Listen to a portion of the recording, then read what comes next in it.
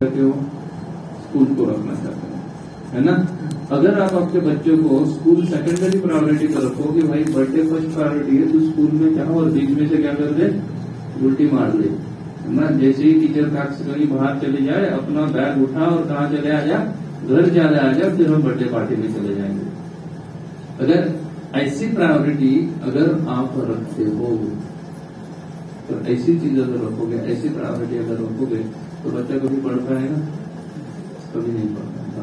उसको अगर पढ़ाना है तो उसके जीवन में क्या होना चाहिए, फर्स्ट प्रायोरिटी होनी चाहिए स्कूल की। वैसे ही अगर आपको आध्यात्मिक चीजों को समझना है, तो आध्यात्म आपके जीवन में क्या होनी चाहिए, टॉपमोस्ट प्रायोरिटी होनी चाहिए। लेकिन प्राय ये नहीं होता है ना। फर्स्ट तो छोड़िएगा, सेकंड थर्ड फोर्थ प्रायोरिटी भी नहीं देते हैं हम। आध्यात्म को कौन सी प्रायोरिटी देते हैं, परेशानी गिरने के बाद। तब तक आध्यात्मिक चीज की कोई प्रायोरिटी हमारे जीवन में नहीं रहती है। पर ऐसा ना होने की वजह से फिर बहुत सारी चीजों को हम समझ नहीं पाते हैं, और फिर बोलते हैं अच्छा ठीक है, ये नहीं किया तो भी, ये नहीं किया तो भी, वो नहीं किया तो भी, क्या हो जाता है, चल जाता है, चल जाती है। क्योंकि क्या नहीं है हमारे जीवन में, उसके मान नहीं है, प्रायोरिटी पे नहीं ले रहे हम उसको। अगर प्रायोरिटी पे लेते थे तो मेरे जगह पे आप सभी लोग होते थे, मुझे तो वहाँ से यहाँ आने की कोई ज़रूरत नहीं होती थी, आप ही लोग अन्य लोगों को समझा पाते थे। लेकिन प्रायोरिटी नहीं दे पा रहे हैं, इसलिए फिर कई सारे साधु हज़ारों किलोमीटर तक ट्रैवल कर रहे हैं, क्योंकि हम प्रायोरिटी नहीं दे पा रहे। नहीं तो गीता, भागवत, रामायण, महाभारत आदि कोई नई चीज़ें नहीं बोलने जाने वाला हूँ मैं, वही चीज़ें फिर से बोलने वाला हूँ। तब कोई नई चीज़ें बोलने जा रहे हैं क्या? कोई साधु कोई नई चीज़ बोल सकता है? जो व्यासदेव ने नहीं लिखा है ऐसी चीज़ कोई साधु बोल के दिखा सकता है? नहीं बोल सकता। जो व्यासदेव ने लिखा है वही चीज़ें वो बोलेगा। लेकिन प्रॉब्लम क्या है, उसने प्रायोरिटी पे लिया, इसलिए उसको पता है।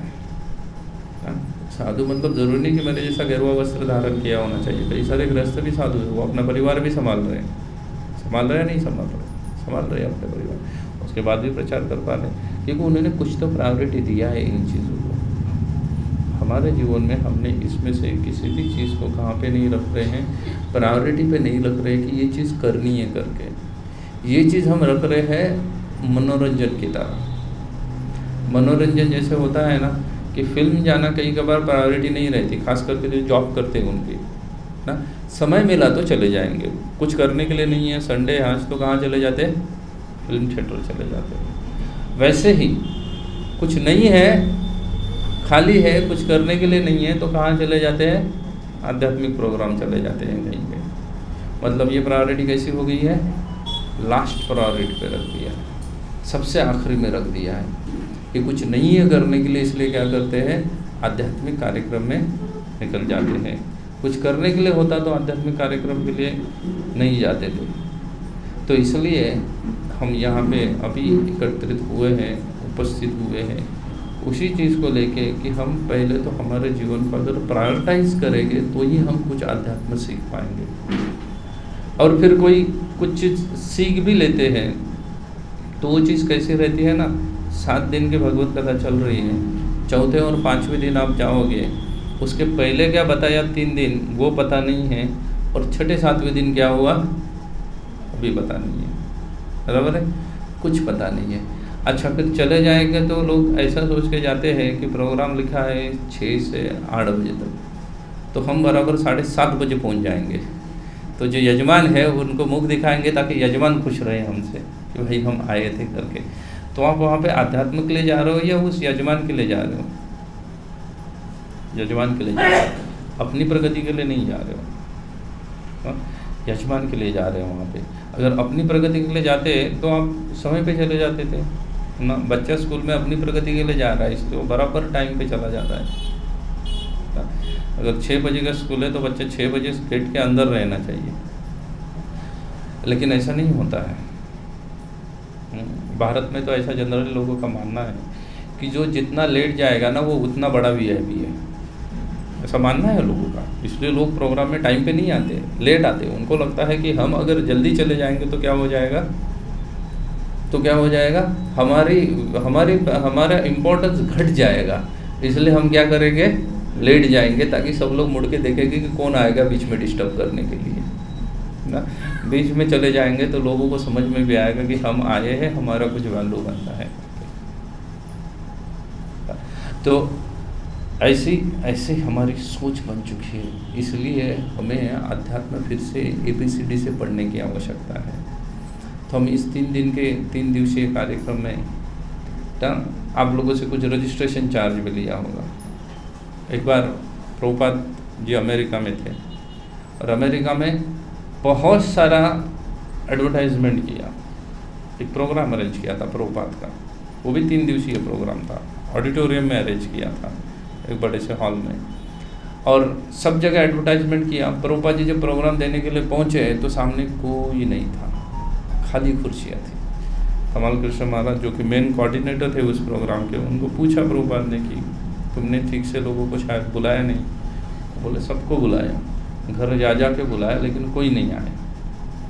प्रभुपाद जी बोले you are American, can't you understand, American never values the things which they get in free, they never value that, so you charge something. 1 महीने बाद फिर से कमाल कृष्ण महाराज ने प्रोग्राम अरेंज किया और उन्होंने चार्जेस रख दिए उस प्रोग्राम के लिए। चार्जेस रखने के बाद जिन जिन लोगों ने पैसा दिया ना, सब लोग पहुंच गए वहाँ पे। भारत में भी अभी ऐसी मेंटालिटी हो गई है, चार्ज करने की ज़रूरत नहीं हुई। इसके पहले तो कई सारे प्रोग्राम हमने फ्री में भी किए। अभी 1 महीने पहले राम कथा दे रहा था मैं यहीं पे बैठ के, वो तो फ्री था, कभी किसी को चार्ज नहीं किया। या इसके पहले ये 5 साल में शायद ये पहला प्रोग्राम चार्जेबल हम कर रहे हैं, उसके पहले कोई प्रोग्राम चार्जेबल नहीं किया है ना, सभी प्रोग्राम फ्री में थे। लेकिन प्रॉब्लम क्या था, लोग आ ही नहीं रहे थे उसके लिए ना, कोई आ नहीं रहा था, और जो आ रहे थे वो जल्दी से भाग भी जा रहे थे ना। भारत में ऐसी परिस्थिति है ना कि लोग पैसा दे के मार खा सकते हैं, पर अगर कोई मार भी दे लेकिन पैसा दिया है ना, तो मार खा रहे तो भी लोग वहीं रुके रहेंगे, बोले क्योंकि पैसा दिया हुआ है ना, परिस्थिति है। एक बार एक ब्रह्मचारी के साथ मैं वहाँ गया था, केदारनाथ गया था। केदारनाथ जाके आया, बहुत सारा चढ़ना उतरना है वहाँ पे, तो शरीर काफ़ी दर्द कर रहा था। तो एक ब्रह्मचारी ने मुझे बोला कि एक मसाज सेंटर है वहाँ चलते हैं करके। मैं बोला चलो ठीक है भाई, मसाज करवा के देंगे। मैं उनके साथ चला गया। मसाज करने वाले का फीस था 500 रुपीज़, और अंदर जाके उस लोग ने उसने मसाज कम किया और मुझे पूरा प्रैक्टिकली लगा कि वो 2 घंटा सिर्फ मार रहा था मुझे, और उसके बाद भी मैं सहन कर रहा था क्योंकि मैं 500 रुपये दे के आया था अंदर ना, इसलिए सहन कर रहा था। दूसरे दिन, क्योंकि वो 3 दिन का था, हर दिन 3 दिन के लिए 500 रुपये फीस थी। दूसरे दिन वो ब्रह्मचारी मुझे बोले कि चलो कल 11 बजे निकलना है, 10 बजे मुझे बोले आओ चलते हैं करके। मैं बोला भाई मैं नहीं आ रहा हूँ, क्योंकि वो कुछ ठीक ठाक कर नहीं रहा है, मुझे जम नहीं रहा है उसका। लेकिन ये फिर से गया क्योंकि बोला पैसा दिया है 500 रुपये हम उसको ना। ये परिस्थिति है लोगों की ना, ये मेंटालिटी बन चुकी है हमारी।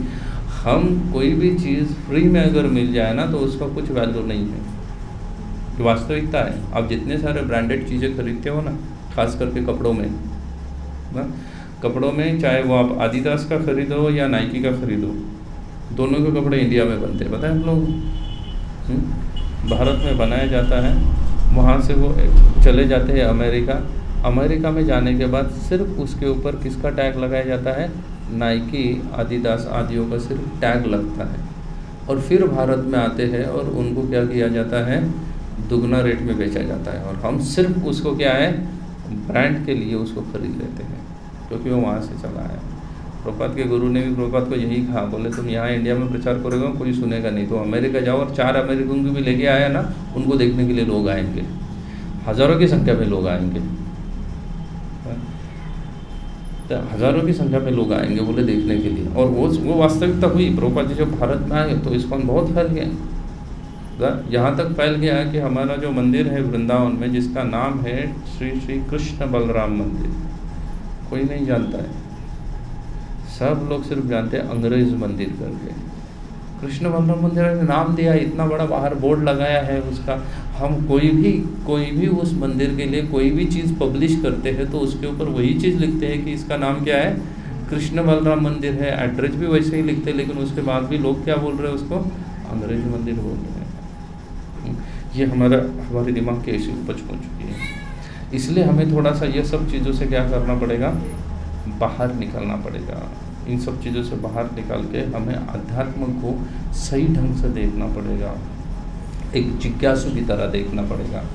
भगवान बोल रहे हैं अर्थ अर्थार्थी, जो दुखी है वो भी भगवान के शरण में आ रहा है, और जिसको धन चाहिए वो भी भगवान के शरण में आ रहा है। लेकिन उसके परे है जिज्ञासु और ज्ञानी।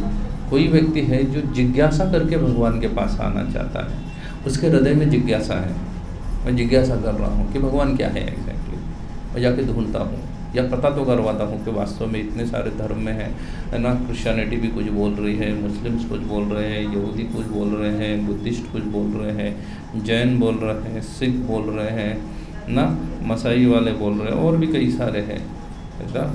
इतने सारे कई सारे धर्म हैं, वो सब लोग भी अगर बोल रहे हैं तो चलो वास्तव में देखते तो है कि क्या है करके, थोड़ा सा सिस्टमेटिक पढ़ के देखता हूँ। प्रायः हम इस्कॉन में कहते हैं कि आप क्या करो, अंधविश्वास रख के आके किसी से दीक्षा मत ले लो। बाहर आजकल गुरु की एक फैशन बन गई है, पता है ना, गुरु होना भी क्या हो गई है, एक फैशन बन गई है। हर व्यक्ति सोचता है कि हमारा क्या होना चाहिए, कोई तो गुरु होना चाहिए। इसलिए किसी गुरु के पास चले जाते हैं, उनसे दीक्षा ले लेते हैं, बोलते हैं गुरु मंत्र दिया है, सो एन सो फलाना फलाना बाबा हमारा क्या है, गुरु है। अगर उसको पूछो अरे गुरु ने कुछ आपको कहा भी कुछ जीवन में पालन करने के लिए, तुम्हारे जीवन में कोई चेंज तो नहीं आए, तुम पहले भी वैसे ही थे अभी भी वैसे हो ना, कम से कम मेरे जीवन में मेरा हेयर स्टाइल तो बदल गया है, कुछ तो चेंज आया है। लेकिन किसी के जीवन में वो चेंज नहीं दिख रहा है, तुम गुरु के पास जाके करिए किया क्या एग्जैक्टली, तो नहीं गुरु होना चाहिए इसलिए गुरु कर दिया है हमने ना। प्रायः लोगों का ये ऐसा क्या हो रहा है, मेंटालिटी हो रहा है। इसलिए हम ट्राई करेंगे 3 दिन ऐसे मेंटालिटी से बाहर आके प्रत्यक्ष में भगवान कैसे है उनको समझे, क्या है भगवान उसको समझे। नहीं तो भारत में ग्रंथ तो बहुत सारे बिक रहे हैं, लेकिन उसके बाद भी लोग उतनी तेज़ी से नास्तिक बनते जा रहे हैं, बन रहे नहीं बन रहे।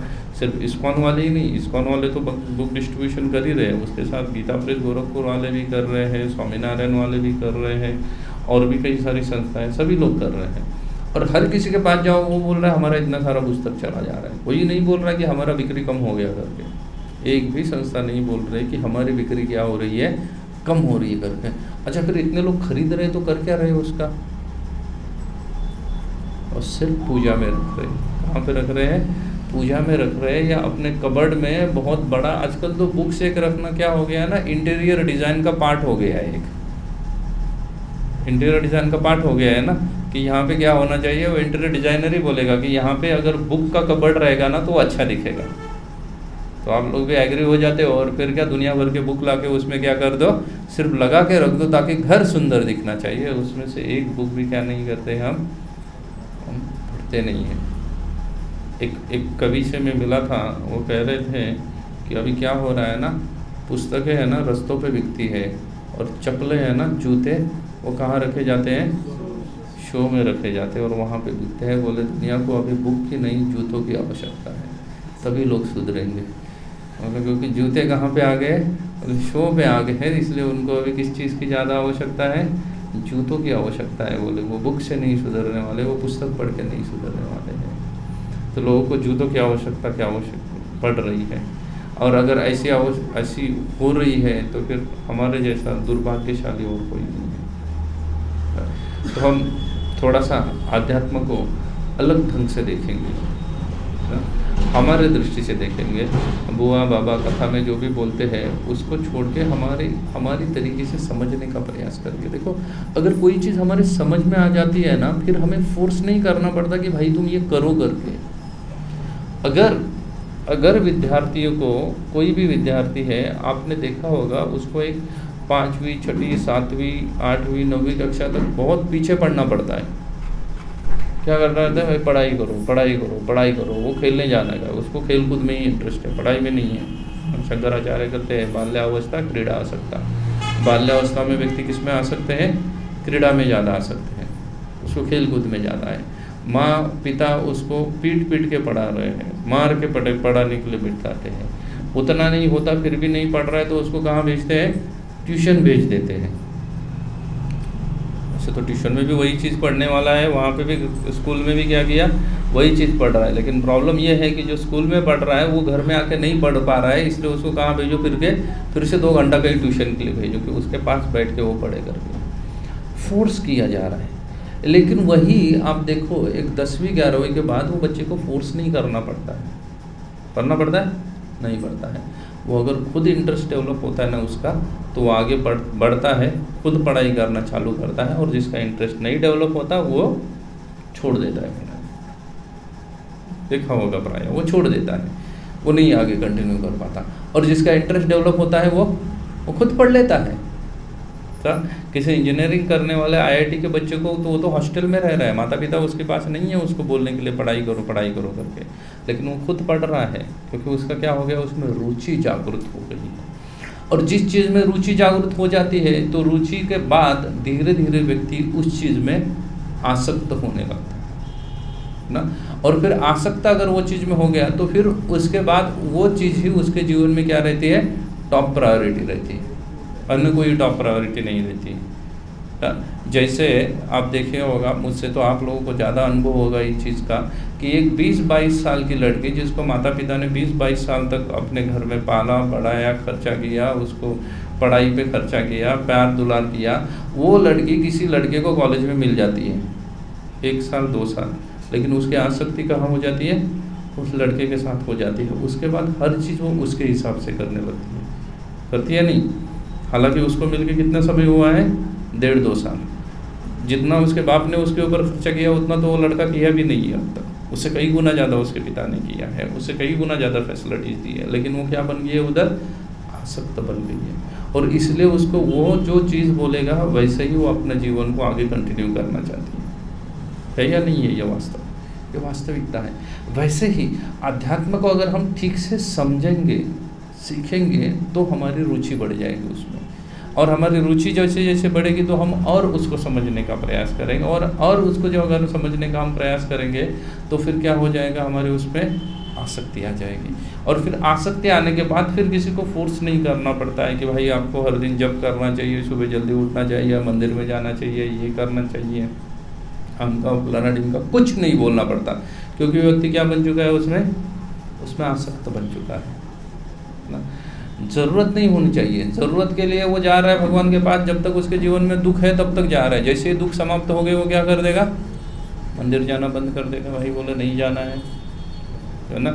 इसलिए प्राय आप छत्तीसगढ़ में रहते हैं, आपने देखा होगा कई सारे लोग भागवत कथा आदि करते हैं, घर में कोई चला जाए और कुछ हो जाए, प्राय भागवत कथा करते रहते हैं, करते हैं नहीं करते, घर में 4-5 साल में एक बार तो भागवत कथा करते ही करते हैं। उसके बाद 4-5 साल, उसके बाद कभी भागवतम खोल के पढ़ते हैं, नहीं पढ़ते हैं।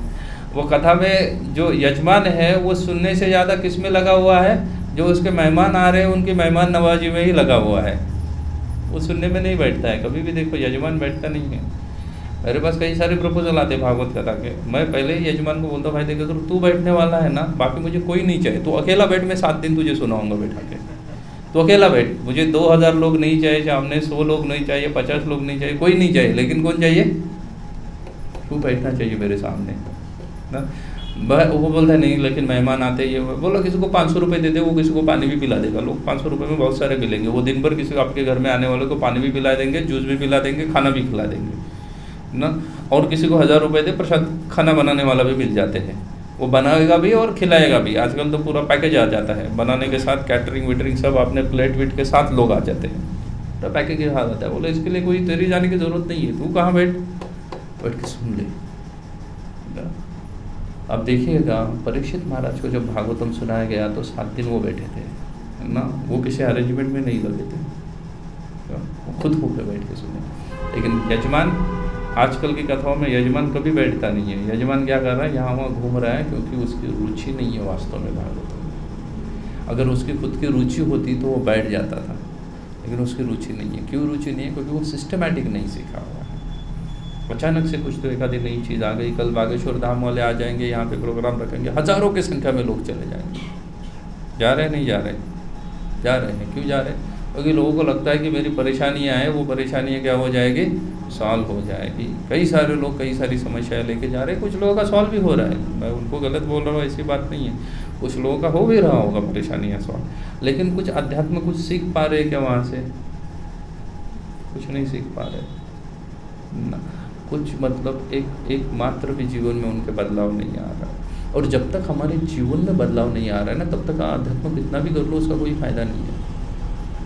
का जीवन बदलना चाहिए अध्यात्म करने के बाद। तो इसलिए हम ये 3 दिवसीय सेशन में पहला सेशन ही है, हम पहला सेशन देखेंगे कि हम पूरे जीवन भर में एक ही चीज़ को ढूंढ रहे हैं, वो किसको है? आनंद की खोज है या नहीं है? हर कोई किस में ढूंढ रहा है? आनंद ढूंढ रहा है। दारू पीने वालों को दारू पीने में आनंद आ रहा है, सिगरेट वाले को सिगरेट में आनंद आ रहा है, पैसा कमाने वालों को पैसा कमाने में आनंद आ रहा है, एक्टर्स को एक्टिंग में आनंद आ रहा है। सिर्फ किसमें आनंद ढूंढ रहे हैं? आप बताइए, अमिताभ बच्चन का कितना उम्र हो गया? 70 पार तो हो ही गए होंगे, या 80 पार हो गए? 80 पार हो गए ना। अभी आप मुझे बताइए, 80 पार हो गए मतलब लगभग पिछले 50 साल से तो है इंडस्ट्रीज में वो, तो 50 साल तो उनको शोलों के हो गया होगा आके, तो जो वही 70s में आई थी वो। तो 50 साल से ज़्यादा वो क्या कर रहे हैं? एक्टिंग कर रहे हैं। कुछ कम धन कमाया उन्होंने? कुछ कम धन नहीं कमाया। बैंक बैलेंस कम होगा उनके पास। अभी उनके जीवन के मोटा मोटी कितने साल बचे होंगे? हाँ, 10 साल। एकदम एक्सट्रीम भी पकड़ो, सेंचुरी मार लेते तो भी 20 साल। एक्सट्रीम भी पकड़ेंगे तो भी कितना है?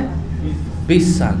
अभी जिस तरीके का वो लाइफस्टाइल जी रहे हैं, जैसा भी वो लाइफस्टाइल जी रहे हैं, उस लाइफस्टाइल को मेंटेन करने के इतना धन उनके पास नहीं है, एफडी में कमाया हुआ नहीं है ना। फिर क्यों एक्टिंग कर रहे हो? क्यों आराम से बैठ के जीवन व्यतीत नहीं कर रहे हैं? क्यों अभी भी नया डायरेक्टर का सुनना पड़ रहा है कि भाई ऐसा ठुमका लगाओ, ऐसा ठुमका लगाओ, और ऐसा कर रहे हो? क्यों कर रही है सब चीज़ें? क्योंकि वो घर, उनको ये धन उनको आनंद नहीं दे रहा है। उनको लग रहा है अभी भी मैं एक्टिंग करूँगा तो खुश रहूँगा करके। अगर खुशी उनको घर में बैठ के मिलती थी तो घर में बैठना चाहिए थे ना। लेकिन अभी भी क्या कर रहे हैं? खुशी की खोज में हैं। आप लोगों को शायद पता होगा, कर्नाटक में इलेक्शन चल रहा है, पता है ना? इलेक्शन कैंपेन चल रहा है पूरे कर्नाटक में ना। स्टेट गवर्नमेंट का इलेक्शन हो रहा है, कर्नाटक स्टेट गवर्नमेंट का। उसमें एक पुराने नेता है जो भारत के भूतपूर्व प्रधानमंत्री रह चुके थे, HT देवेगौड़ा। उनका उम्र 90 साल है, 90 साल। 90 साल उनका उम्र हो गया है, फिर भी वो क्या कर रहे हैं? इलेक्शन में जाके भाषण ठोक रहे हैं। क्यों शांति से जीवन नहीं बिता पा रहे हैं? क्योंकि उनको पता ही नहीं अब तक कि मुझे आनंद किस चीज़ में मिल रहा है। उनको लग रहा है कि यही चीज़ क्या है, मैं ऐसा ही करता रहूँगा तो खुश रहूँगा। परेशानियाँ कई सारी हो रही है, लेकिन वो फिर भी सोच रहे हैं कि मैं ऐसा ही करता रहूँगा तो खुश रहूँगा। अभी तो 90 साल हो गया ना। भूतपूर्व प्रधानमंत्री है, प्रधानमंत्री पद के ऊपर एक बार भी व्यक्ति अगर शपथ लेता है तो भी वो एक दिन में भी उसकी सरकार गिर जाए तो भी उसको रिटायर्ड करार दिया जाता है, और रिटायर्ड करार देने के बाद उसके 1 लाख रुपए तो पेंशन चालू हो जाती है उस दिन से। या नहीं है? वास्तविकता है ये, आप लोगों को शायद पता नहीं होगा।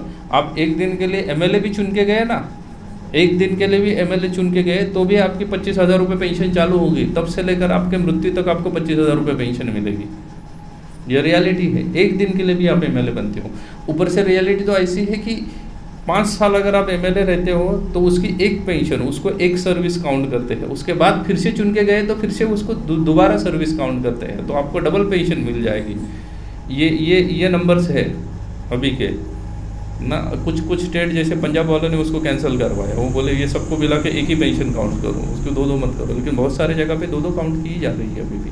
ये वास्तविकता है। तो देवेगौड़ा जी तो अभी 90 साल के हो तो प्रधानमंत्री रह चुके हैं, तो नहीं तो भी वो 50-60 साल से तो राजनीति में है।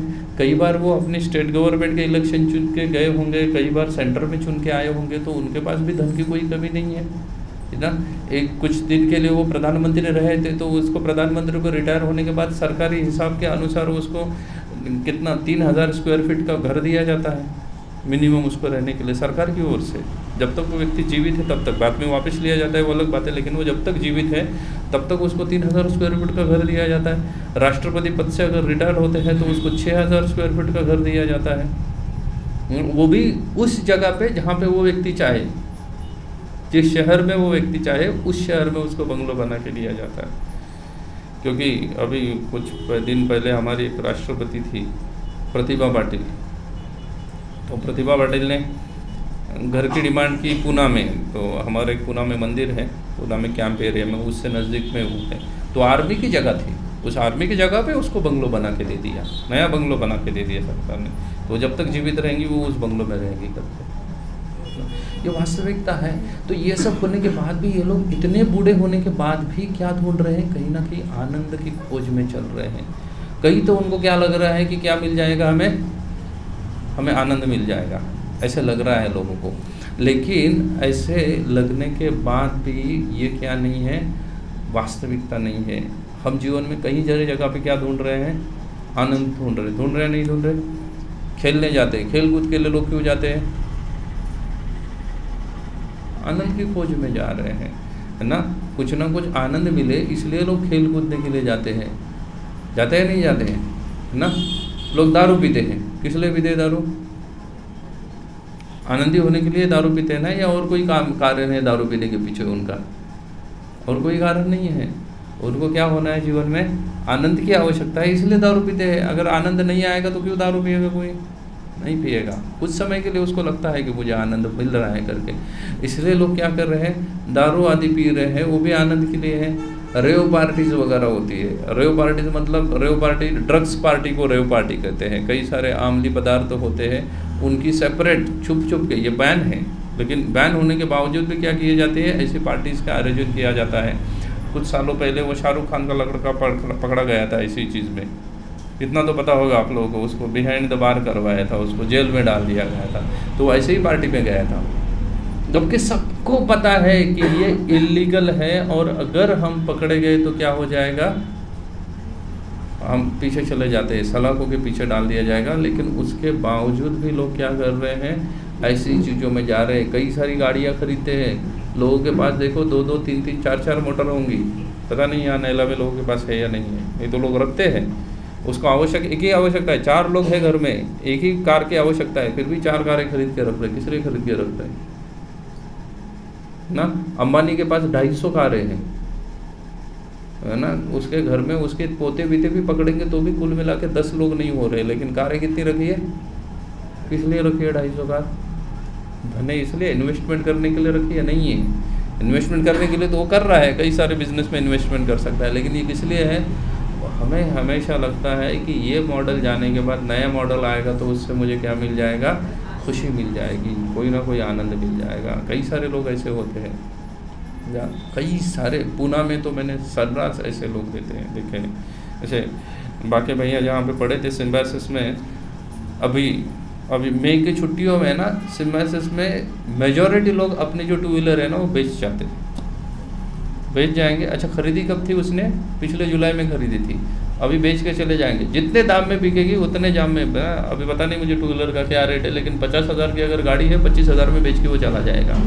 वो 25,000 नेक्स्ट टाइम जब आएगा तो नई गाड़ी खरीदेगा, फिर से उसको गाड़ी चाहिए, वो फिर से क्या करेगा, नई गाड़ी खरीदेगा। मैं ऐसे कई सारे लड़कों को मिला, उनको पूछा कि भाई फिर तो बेच के क्यों जा रहा है, तेरा तो 2 साल कोर्स और बचा है, तू घर जा रहा है तो जिस हॉस्टल में रह रहा है उधर पार्किंग है, लगा के चला जा, उसके बाद आके यूज़ कर सकता है। बोलते नहीं, तब तक तो नया मॉडल आया है ना, मुझे एक्चुअली वो नया मॉडल लेना। अभी ये हो गया, कितना यूज़ किया उसने, 10 महीना यूज़ किया कुल मिला के, लेकिन ये मॉडल क्या हो गया, अभी उसके लिए पुराना हो गया, वो नया मॉडल खरीदना चाहता है। होता है नहीं होता है ना। आपको भी प्राय आपने देखा होगा, आपका फ़ोन ठीक ठाक काम कर रहा होता है, उसके बाद भी नया खरीदते हो नहीं खरीदते हो, सच बताओ, खरीदते या नहीं खरीदते, खरीदते हैं। बोलते हैं इसमें नए फंक्शन आए हैं।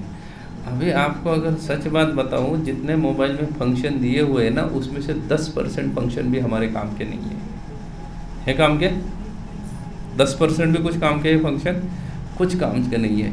इतने सारे ऐप में से आपके काम के सिर्फ 2 या 3 ऐप है। एक आप मैसेज के लिए यूज़ करते हो व्हाट्सएप, और अगर एक आधा आपके बैंक का अगर आपने कुछ डाउनलोड किया होगा तो थोड़ा ऑनलाइन बैंकिंग के लिए वो काम आता है, नहीं तो कोई ऐप आपके कुछ काम का है क्या, बताइए, प्रैक्टिकली बताइए, कुछ है ऐप कुछ काम का, कोई ऐप आपके काम के नहीं है। थोड़ा सा कुछ आपके बैंक के होंगे जो आपके बैंक के संबंध में होंगे, और एक व्हाट्सएप किसी के साथ कम्युनिकेशन करने के लिए, और कोई ऐप किसी भी काम का नहीं है आपके पास। ना। और कई सारी चीज़ें लगी रहती है कि उसके अंदर जीपीएस ट्रैकिंग है, ये है वो है, कई सारी चीज़ें। फ़ोन खोलने खो गया तो भी आप उसको ढूंढ सकते हो। ऐसा कितना खोते हो आपके फ़ोन, कितनी बार खोते हो आप फ़ोन को? बहुत रेयरली ना। आपके घर में 4 मेंबर है तो 4 मेंबर में का 10 साल में किसी एक का एक आधा फ़ोन चोरी हो गया होगा, है ना। 10 साल में कोई एक आधी चीज़ या एक आधा फ़ोन किसी का चोरी हो गया होगा, नहीं तो नहीं होता है चोरी जनरली। उतना तो हम रखते ही है ख्याल चीज़ों का, लेकिन फिर भी इसके सारे इतने सारे फैसिलिटीज़ दिए रहते हैं, उस फैसिलिटी के ऊपर चार्ज लगाए रहते हैं। और जैसे ही मार्केट में कोई नई चीज़ आ जाए तो उसमें वो फैसिलिटीज़ है करके हम पुराना चीज़ों को छोड़ देते हैं और नई चीज़ क्या करते हैं, स्वीकार करते हैं। है वास्तविकता ये भी किसके लिए चल रहा है? आनंद प्राप्ति के लिए चल रहा है। अभी आप मुझे सच में बताइए, ये सब चीज़ों से आनंद मिल रहा है क्या आपको? मिल रहा है इसमें से कोई चीज़, कोई भी चीज़ आपको आनंद देके जा रही है? अरे आज कुछ नए फंक्शन आ गए और 6 महीने के बाद एक नया चीज़ आएगा, उसमें और कुछ एक्स्ट्रा फंक्शन होंगे। हो गया नहीं होंगे? उसमें और कुछ एक्स्ट्रा फंक्शन आ जाएंगे। वो एक्स्ट्रा फंक्शन के साथ क्या हो जाएगा? आप इसको छोड़ दोगे, उसको कर दोगे। ऐसा ही होने वाला है। फिर भी हम उसको खरीद के रहते हैं, एक्सचेंज करते रहते हैं। नई चीज़ चाहिए, नई चीज़ चाहिए।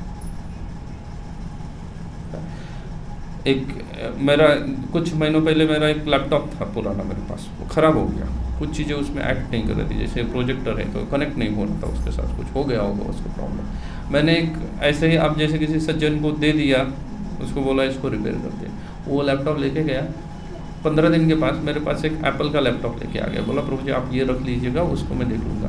मैंने ढाटा पकड़ के उसको, मैं बोला मुझे चाहिए नहीं है ये। बोला जो मेरा पुराना है ना, मैं खुद इंजीनियर हूँ इसलिए मैं जानता हूँ कि क्या हो गया है उसको। बोला वो अभी के हिसाब से 2-3 हज़ार में ठीक हो जाएगा, मुझे वो ठीक करके दे दे करके। तू ये लैपटॉप नहीं चाहिए, तू ये 1 लाख का लेके आया, मुझे मैं क्या करूँगा इसका? नहीं बोला प्रभु जी ये बहुत एडवांस है, ये है वो है वो है।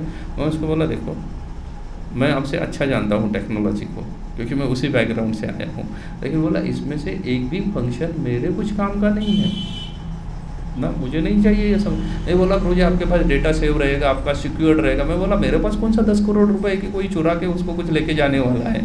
मुझे सिक्योरिटी का प्रॉब्लम कहाँ है ना? डेटा अगर सिक्योर्ड रखना है तो मेरा कौन सा बिजनेस चल रहा है कि मुझे डेटा सिक्योर्ड रखना है मेरा? तो बोला मुझे इस चीज़ की आवश्यकता नहीं है। वो लेके गए महात्मा, फिर ये लैपटॉप लेके आए। बोले प्रभु जी सॉरी, लेकिन उसको तो मैंने जिस दिन आपने दिया उसी दिन मैंने उसको कम दाम में बेच दिया और आपके लिए नया खरीदा। क्योंकि बोला वो तो ऐसे बोले आपने यूज़ किया था 2 साल, तो बोला क्या करेंगे इस पुराने का, इसलिए मैंने उसको बेच दिया और नया ख़रीदा था। अभी आपने वो रिजेक्ट किया तो ये उससे सस्ता वाला है, लेकिन बोले अभी वो तो नहीं आ सकता, वो तो चला गया स्क्रैप में। मैं बोला चलो ठीक है, लेकिन मैं बोला फिर से ऐसी मूर्खता मत करो ना, क्योंकि ये चीज़ें हमें आनंद नहीं प्रदान करने वाली है। लेकिन हम मूर्खतावश क्या कर रहे हैं, ऐसी चीज़ों के पीछे क्या कर रहे हैं, भाग रहे हैं। आजकल तो कई सारी फैशन स्टाइल भी चलती है ना। लोग न जाने कैसे कैसे बाल रखते हैं, है ना। कोई फिल्म वाला आ जाता है, कोई फुटबॉल प्लेयर आ जाता है, अपनी कोई हेयर स्टाइल रखता है और लोग क्या कर देते हैं, उसके जैसा ही स्टाइल रखने लगते हैं। कपड़ों की स्टाइल किसी ने नई स्टाइल मार्केट में आ गई तो लोगों ने क्या कर दिया, वैसे स्टाइल के कपड़े पहनना लग गए ना। मैं तो ये धोती कुर्ता पहन के मैं कई सारे कॉर्पोरेट कंपनी में जाता हूँ। कुछ लोग मुझे बोलते हैं आपको ऑकवर्ड नहीं लगता? मतलब उसमें ऑकवर्ड की क्या बात है? कपड़ा चाहिए शरीर ढकने के लिए, वही कपड़े का मूल उद्देश्य है ना। शरीर ढकना चाहिए और जो वातावरण में बदलाव होते हैं, चाहे ठंडी हो, गर्मी हो या अन्य कोई चीज़ हो, उससे शरीर की रक्षा करनी चाहिए। और कपड़े का क्या ज़्यादा महत्व है? उतना ही महत्व है। बोले उससे कौन से स्टाइल का मैं पहन रहा हूँ उससे क्या मैटर करता है? वो मेरा शरीर ढक रहा है या नहीं ढक रहा है, वो ज़्यादा मैटर है, वो ज़्यादा महत्वपूर्ण है। तो बोला इसमें ऑकवर्ड लगने वाली क्या चीज़ है? बोलते कि ये तो बहुत अच्छा है मुझे। लेकिन लोग इन सब चीज़ों के पीछे दौड़ रहे हैं आज दुनिया में। आज देखिएगा फैशन इंडस्ट्रीज़ ना क्या है, प्रॉफिट अर्निंग इंडस्ट्रीज़ में आती है, कभी लॉस में नहीं चली जाती। जा रही है लॉस में? नहीं जा रही है, कंटिन्यूसली प्रॉफिट में रह रहे हैं, क्योंकि लोग पागल है। लोग ऐसे हैं, अभी मुझे पता नहीं है आपके पास नैला में होंगे या नहीं होंगे, लेकिन मैंने वहाँ पे देखा है पूना बॉम्बे में हेयर कटिंग सैलून में जाओ ना तो आपको एक पहले वो स्क्रीन के सामने बिठाता है वो स्क्रीन के सामने बिठा के आपका फ़ोटो आता है वो स्क्रीन में, और फिर आपके फ़ोटो के ऊपर अलग अलग हेयर स्टाइल वो चेंज करके दिखाता है, और फिर आपको सिलेक्ट करनी है कि क्या चाहिए मुझे, कौन सी हेयर स्टाइल चाहिए ना। और आप देखो हजाम जो है ना, पुरुषों को ज़्यादा एक्सपीरियंस होगा, टकला करवाओ ना तो वो 20 रुपये में करवा देगा, लेकिन कुछ स्टैंडर्ड हेयर स्टाइल बनाओ तो 200 रुपये मांगता है उसके। शायद यहाँ पे वो बम्बई पुणे में तो नई हेयर स्टाइल मतलब 500 के नीचे कोई हजाम काम नहीं करता है। पूर्व काल में तो भाई कभी कभी गांव में रहा हुआ, हमारे गांव में देखा हुआ हजाम आता था कभी महीने में एक बार, और जितने सारे वो बस्ती में जितने सारे जेंट्स थे उनकी हेयर स्टाइल मेरे जैसे करके चला जाता था। फिर 6 महीना बोलता कोई टेंशन नहीं है इधर आने का, 6 महीने के बाद आ जाओ, बोले 6 महीने तक किसी के उगने वाले नहीं है, एक ही हेयर स्टाइल करके जाता था ना। पूर्व काल में गाँव में सब ऐसा ही होता था, एक ही स्टैंडर्ड हेयर स्टाइल थी सबकी। लेकिन ये हेयर स्टाइल में भी लोग क्या ढूंढ रहे हैं, खुशी ढूंढने का प्रयास कर रहे हैं कि ऐसा कुछ करने के बाद मुझे क्या हो जाएगा, मुझे खुशी प्राप्त हो जाएगी।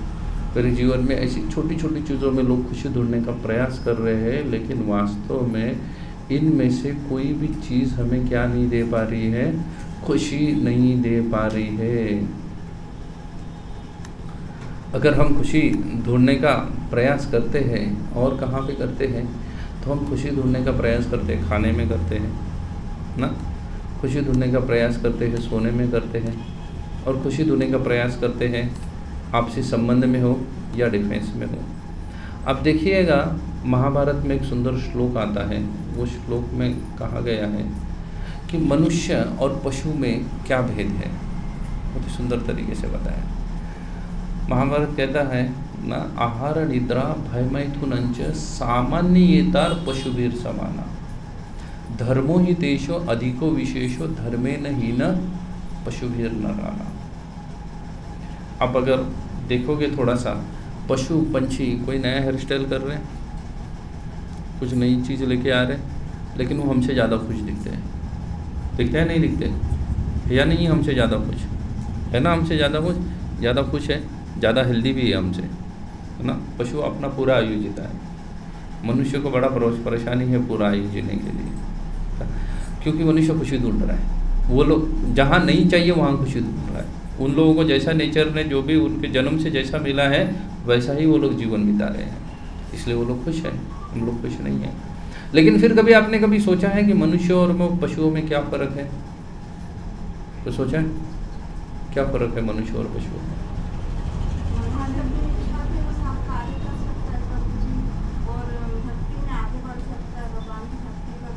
तो पशु अपनी इच्छा के अनुसार कार्य नहीं कर सकते हैं? मनुष्य जो कर सकता है वो पशु नहीं कर सकता, वो मतलब भगवान की पूजा ये सब नहीं कर सकता। पूजा आदि तो छोड़िए, लेकिन बाकी सब कार्य तो जितने सारा मनुष्य कर सकता है पशु भी कर सकता है। कोई कार्य करते हैं कि मनुष्य में वही विशेषता है कि वो अपनी बौद्धिक क्षमता का उपयोग करके अपनी आध्यात्मिक प्रगति को कर सकता है। आध्यात्मिक प्रगति कर सकता है, लेकिन बुद्धि तो पशु भी इस्तेमाल करते हैं, बुद्धि पशुओं में है और पशु बुद्धि इस्तेमाल करते हैं। और किसको लगता है कि ये डिफरेंस है पशु और में हम में, इसलिए हम मनुष्य हैं, पशु उनकी जगह पे है, हम हमारी जगह पे हैं। बहुत सारी चीजें जैसे परोपकार पशु करते हैं ना, परोपकार नहीं, वो भी मनुष्य ले लेते हैं उनसे, वो इच्छित नहीं। जैसे गाय को दूध नहीं देती, इंसान को जाना पड़ता है, एक ये है। और एक ये है कि आनंदित रहना भी चाहे तो दोनों रह सकते हैं, अगर आप डिफरेंस देखेंगे तो। पर एक फैसिलिटी जो मैंने सुनी है इंसान के बारे में, मनुष्य हंस सकता है, जानवर हंस नहीं सकता। कौन बोला जानवर हंस नहीं सकते हैं? मैंने कहीं किसी किताब में अरे जानवरों का अगर आप चाहे तो हंस सकते हैं, हमेशा खुश रह सकते हैं। जानवरों का अगर आप देखोगे, जानवरों का भी अपना साइकोलॉजी आपको पता है। गायों के वगैरह जो गाय पशु हैं उनके अपने थिक फ्रेंड होते हैं, वो फ्रेंड से बिछड़ने के बाद वो रोते भी हैं, उनका फ्रेंड मिलने के बाद वो हंसते भी हैं।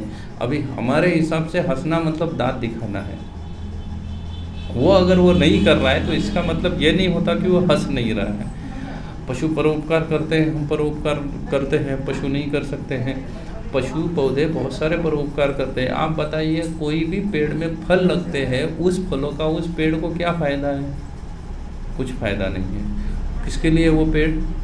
परोपकार के लिए है। जितने सारे फल उसके ऊपर लगे हैं, एक फल, आप अभी आम का सीज़न है, आप बताइए आम का पेड़ उसमें से एक फल का स्वाद उठाता है? उठा पाता है? नहीं उठा पाता है। वो परोपकार के लिए बने हैं। गाय के पास जितना सारा दूध है, चलो उसके पास जाना पड़ता है, आता। अच्छा, मनुष्य कौन सा परोपकार बिना गए करता है? जो उसके पास आते हैं उन्हीं के ऊपर परोपकार वो करता है। ऐसा नहीं है कि किसी और के पास परोपकार करे। कल हमने यहाँ पे भंडारा लगाया तो भोजन किसको खिलाएंगे? जो आएगा उसको ही खिलाएंगे। गाय का अगर आप रिसर्च देखो, जो लोग उस फील्ड के हैं उन लोगों के पास जाके अगर आप चर्चा करोगे, उनका रिसर्च देखोगे, तो उस रिसर्च के अनुसार गाय के पास 4 अडर होते हैं। थन में उनके 4 अडर है, निपल है गाय के, बराबर है ना? 4 निपल होते हैं गाय के। उस 4 निपल्स में से गाय का जो बछड़ा है ना, उसको खाली 2 निपल्स का दूध सफिशिएंट है। उससे ज़्यादा उसको दूध नहीं चाहिए। उससे ज़्यादा मतलब गाय जितना दूध देती है तो उसमें से आधा ही उसके बच्चे के लिए आवश्यक है, उससे ज़्यादा की आवश्यकता नहीं है। मनुष्य का वैसा नहीं है, लेकिन गाय का सिस्टम वैसा बना है। मतलब उसका सिस्टम जो आधे ज़्यादा वाला दूध है वो तो परोपकार के लिए है, वो भी परोपकार कर सकते हैं ना। रहा बुद्धि के बाद, उनमें भी बुद्धि होती है।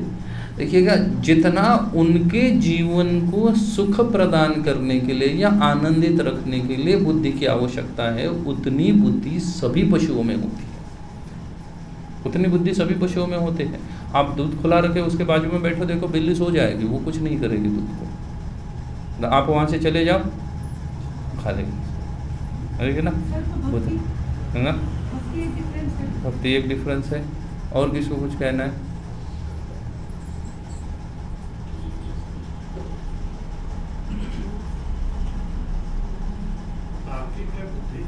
हाँ, मनुष्य की बुद्धि तार्किक है, तर्क कर सकता है। पशुओं की बुद्धि तार्किक नहीं है, तर्क नहीं कर सकते हैं। ऐसा देखा जो पशुओं की बुद्धि भी बहुत सारी तार्किक है। बंदर को कभी देखा है नल खोल के पानी पीते हो? पी लेता है ना, वो नल खोल के पानी पी सकता है बंदर। कोई आवश्यकता नहीं है कि उसको पता नहीं है कि भाई यहाँ से पानी नहीं आता। उसने अगर किसी को देख लिया कि ये नल ऐसा खोला जाता है और पानी आ जाता है उसमें से, तो पशु कर सकता है वैसे, बंदर वैसे कर सकता है। आप बोलेंगे लेकिन उसने देख के किया, तो देख के तो हमने भी किया ना, हमको कौन सा पता है टैप कैसे खोलना होता है? पता है? हमको पता नहीं होता। प्राय आप देखो कहीं होटल पे जाओ, हम टैप कुछ चालू करते हैं और शावर चालू होता है। कितने लोग गलती से भीगे शावर के नीचे? भीगना मतलब के भीगना तो था नहीं, चाहिए था पानी उस नल में आने के लिए, लेकिन शावर चालू होकर भीग गए। हुआ है सबके साथ ये एक्सपीरियंस? क्योंकि पता नहीं है वो कैसे चालू करना है, या उसने जिस स्टाइल से वो जो बैठाए हैं वहाँ पे नल्स के टैप्स, वो जो टैप है उसको कैसे चलाना है हमें पता नहीं है, तो ना नल के जगह पे शावर चालू हो गया। तो हमें भी पता नहीं है, हमें भी सीखना पड़ता है। बंदर को सिखा दो नल खोलना, वो सीख जाता है ना। उसको भी डिफरेंस पता चल जाता है तुरंत कि किस चीज़ का है। तो महाभारत कह रहा है धर्मो ही देशो अधिको विशेषो। मनुष्य है ना, धर्म समझ सकता है, पशु धर्म नहीं समझ सकता। ये एक विशेष बात है। धर्मेन हीन पशुभीर नराना। धर्म के बिना पशु, नर मतलब मनुष्य, दोनों भी कैसे हैं? एक समान है, कोई डिफरेंस नहीं है। क्योंकि मनुष्य एक पशु है, उसको अपना जीवन जीने के लिए जितनी सारी चीज़ें पता होती है, उतनी सारी चीज़ें एक गाय को भी पता हो सकती है, एक पशु को भी पता हो सकती है। मनुष्य को क्या खाना चाहिए, क्या नहीं खाना चाहिए, बच्चों को समझाया जाता है। मनुष्य को बच्चों को सिखाना पड़ता है ये सब चीज़ें, पशु के बच्चों को नहीं सिखाना पड़ता। गाय का बच्चा कौन से ट्यूशन जाता है? या गाय उसको पढ़ाती है कि भाई ये 10 प्रकार के पेड़ हैं जिसको हम खाते हैं, और ये 5 प्रकार की घास है जिसको खाते हैं हम, और ये 5 प्रकार की घास है जो हमारे लिए जहर है, उसको नहीं खाना चाहिए। ये 10 प्रकार के और पेड़ पौधे हैं जो घास है हमें जहरीले है, हमारे लिए ठीक नहीं, हमें नहीं खाना चाहिए। कभी सिखाती है? कभी नहीं सिखाती। लेकिन आप देखो वो नहीं खाएगा, उस चीज़ को खाएगा नहीं खाएगा। जो गाय खाती है जिन घासों को या जिन पौधों को, वही खाएगी, अन्य चीज़ें नहीं खाएगी, है ना। बकरी को देखो, वो सभी कड़वी चीज़ें खाएगी, उसको मीठी चीज़ें खिलाओ वो नहीं खाएगी। खाएगी मीठी चीज़ें? नहीं खाते। वो जितना भी सारे है कड़वी चीज़ें खाती है, ज़्यादातर वो कड़वी चीज़ें खाएगी। बकरी कभी घास खाएगी? घास नहीं खाती वो सिर्फ क्या खाएगी? पत्ते खाएगी। अलग अलग ना वृक्ष हो या लता पता जो भी है उनके पत्ते खाएगी, वो घास नहीं खाएगी गाय की तरह ना। या घास खाए तो एकदम चुनी हुई घास है, जिस घास को पत्ते आते हैं, मतलब तृण बोलते हैं उसको, घास भी नहीं है। जिन जिन तृण को पत्ते आने वाले भी रहते हैं ना, उसको बकरी खाएगी, लेकिन डायरेक्ट घास को नहीं खाएगी वो। किसने सिखाया उसको? ज़रूरत नहीं है उसको सिखाने की, लेकिन वो सीख गई, अपने आप सीख गई। मनुष्य के बच्चों को सिखाना पड़ता है, हर चीज़ सिखानी पड़ती है ना। तो बुद्धि उनमें बहुत सारी है, जो उनका जीवन ठीक ठाक चलने के लिए जितना आवश्यक है उतनी बुद्धि उन सभी के पास है। कोई कम बुद्धि नहीं है उनके पास। आप देखिएगा 2000 किलोमीटर तो हम यहाँ से काउंट कर रहे हैं, 10-10 हज़ार किलोमीटर से पंछी उड़ के भारत में आते हैं। आते हैं नहीं आते हैं? 10,000 किलोमीटर से उड़ के पंछी भारत में आते हैं। आपको अगर मैं यहाँ से एक एड्रेस बोल दूँ ना, वो चांपा में कहीं पे है जहाँ पे आप कभी नहीं गए, आपको तुरंत आप क्या लगा दोगे? GPS लगा दोगे, बोले ये घर कहाँ पे ढूंढे, और गूगल के हिसाब से चलोगे। चलोगे या नहीं चलोगे? पंछी ने कौन सा गूगल सीखा? किसने उसको सिखाया कि भाई यहाँ से यहाँ उड़ के चले जाना है करके? कोई सिखाया उसको? लेकिन वो बराबर उस जगह पे पहुँच जाएगा जहाँ पे उसको जिस सीज़न में रहना चाहिए। खास करके जब सर्दियों में यूरोपियन कंट्रीज या अमेरिकन देशों में ज़्यादा बर्फ़ गिरती है, भारत में कंपैरेटिवली ठंड कम रहती है। हमें वो ज़्यादा लगती है, लेकिन उनके हिसाब से कम ठंड है, क्योंकि वहाँ पे तो टेम्परेचर सीधा माइनस में चला जाता है। हमारे यहाँ माइनस में नहीं जाता। हमारे यहाँ पे ना 15 के नीचे भी आ गए तो भी बोलते हैं बहुत ठंड हो गई, 10 के नीचे आ गए तो बोलते बहुत ज़्यादा ठंड हो गई।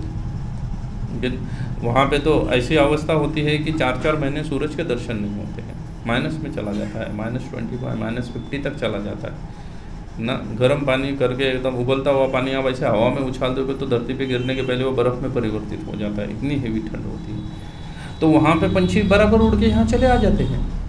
किसने कोई GPS एक्टिवेट किया था उनके लिए? कुछ नहीं एक्टिवेट किया था। मतलब उनके पास बुद्धि नहीं है ऐसा नहीं है, बहुत सारा बुद्धि है उनके पास। उनको बराबर समझ में आता है कि कौन से रूट से जाना चाहिए, कहाँ तक पहुँचना चाहिए, और बराबर वो कबीलों में आते हैं।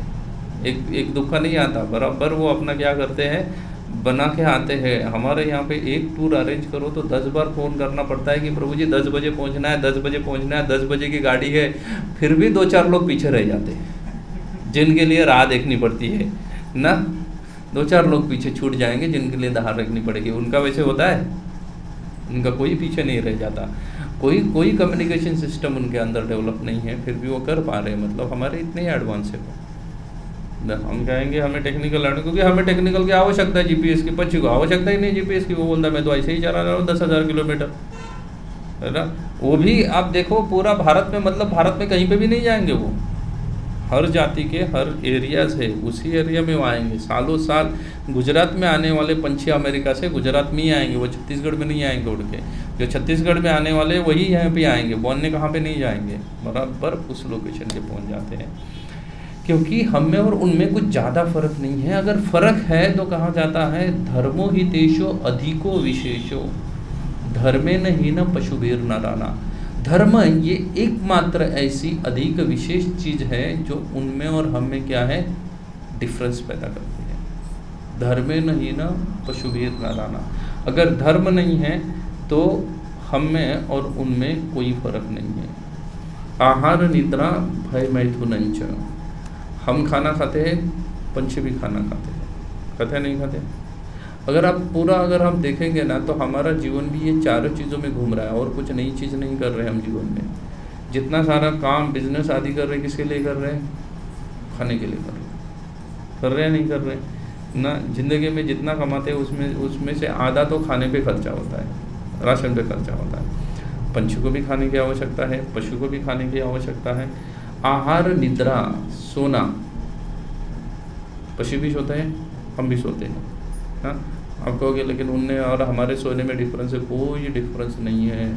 आप कितना भी आपका बेडरूम अच्छा हो, इंटीरियर अच्छा हो, महंगा तकिया हो, महंगा गद्दा हो, सोने के बाद कुछ फ़र्क नहीं पड़ता है। ये सब चीज़ें कब तक है? नींद लगने तक है और जगने के बाद है। लेकिन नींद लगने के और जगने के बाद तो वैसे भी बेड पे कोई लेटने वाला नहीं है ना। तो ये सिर्फ आपको कितनी मन की शांति दे रहा है? कुछ 1 घंटे की नींद लगने के लिए। उसके पहले आधा घंटा आप आपके बेड पे उस गद्दे पे सोओगे जो आपने 10,000 में खरीदी होगी, और आँख खुलने के बाद शायद आधा घंटा आप वैसे ही लेटे रहे जब तक आपकी बीबी की चालू नहीं हो रहा है। उसके बाद भी अगर आपको आधा घंटा नहीं दिया उसने समय, तो हो सकता है जल्दी भी उठना पड़ेगा। उसके बाद कुछ उसका वैल्यू है क्या? नींद लगने के बाद किसी चीज़ का कोई वैल्यू नहीं है। नींद लगने के बाद अगर आपको सपना आया कि आप जंगल में हो और कोई बाघ आपके पीछे पड़ा है, तो आप कहाँ पे हो? गद्दी पे हो, जंगल में हो? जंगल में हो आप, क्योंकि यहाँ पे उसको पसीना छूट जाता है वो सपना देख के। हुआ है नहीं हुआ है? ऐसा होता है ना, ये आदमी पसीना पसीना हो जाता है पूरा, मतलब वो गद्दी पे था ही नहीं, वो तो जंगल में था। इसलिए नींद का कोई फर्क नहीं है। पंछी या पक्षी कहीं पे भी सो जाते हैं ना, पशु भी कहीं पे सो जाते हैं, हम भी कहीं पे सो जाते हैं ना। नींद लगने के बाद कुछ फर्क नहीं पड़ता, इसलिए ये भी उनमें और हमारे समान है। मीटिंग आहार निद्रा भय मैथुन पक्षियों में भी है, मनुष्य का भी जीवन का हिस्सा है। मनुष्य में खाली सिस्टम है, विवाह संस्था आदि बनी हुई है, उनमें शायद ये कंसेप्ट नहीं है, लेकिन कंसेप्ट तो सेम ही है। रिप्रोडक्शन के लिए मैथुन आवश्यक है, जो कि वो लोग भी उसका इस्तेमाल कर रहे हैं, मनुष्य भी वही पद्धति को अपना रहा है। भय आहार निद्रा भय मैथुनंच, भय हम भी डरे हुए हैं, पशु पक्षी भी डरे हुए हैं। वो अपने रक्षा कैसे करते हैं? नाखूनों से करेंगे, बड़े बड़े दांत दिए हुए उनको, उससे करेंगे। हम बोलेंगे कि नहीं, हम वैसा नहीं कर रहे, हमारे पास आर्मी है, हमारे पास पुलिस है, और हम क्या कर रहे हैं? टैक्स पे कर रहे हैं, जिनके द्वारा उनको क्या किया जा रहा है? सैलरी उनकी दी जा रही है, इसलिए वो हमारी रक्षा कर रहे हैं।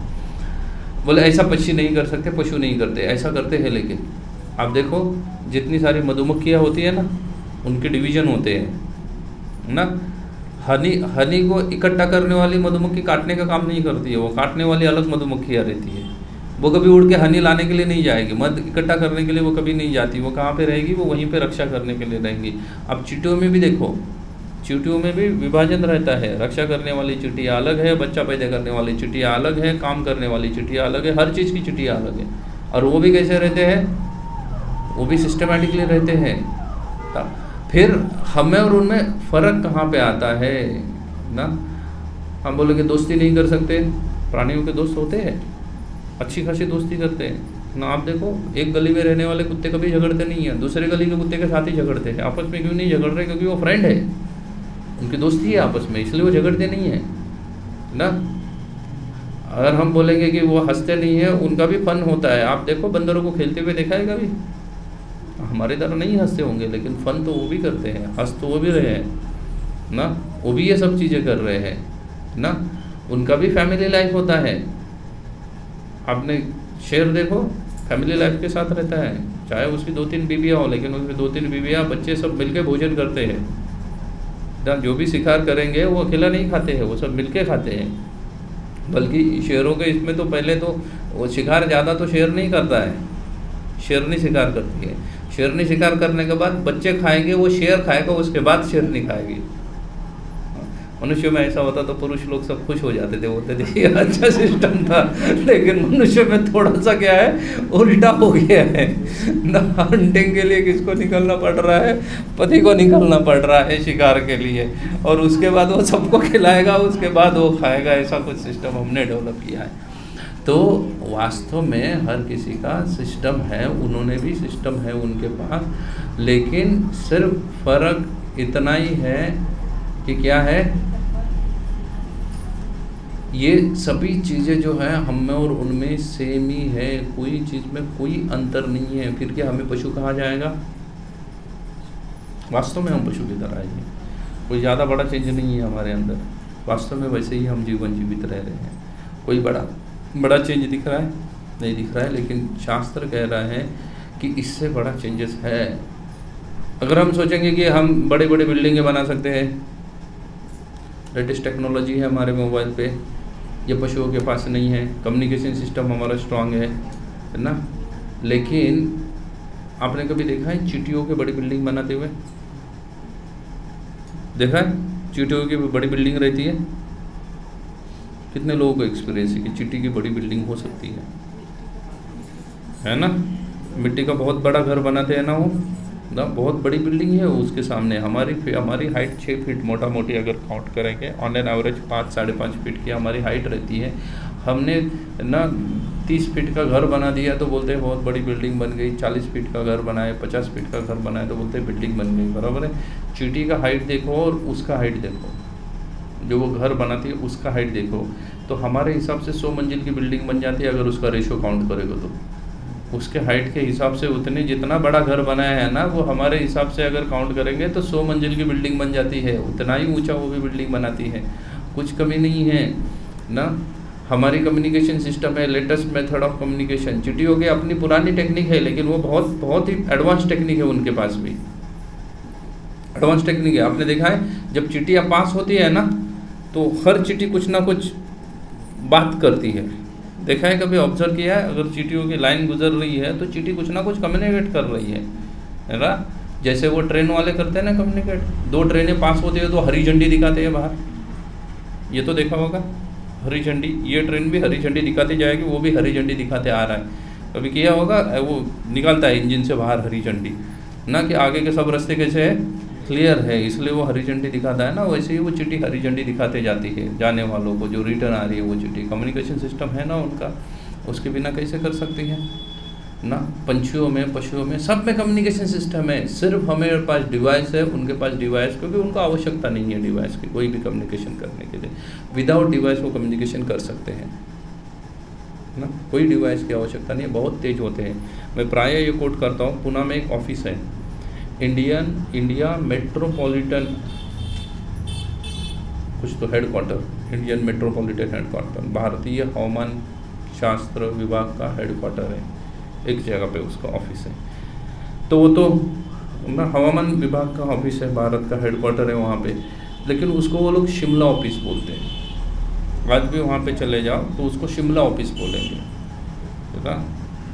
बाकी भाई अगर रहे होंगे, शिमला ऑफिस चौक भी है, देखो वो शिवाजी नगर में आता है शिमला ऑफिस चौक, तो उसको शिमला ऑफिस बोलते हैं।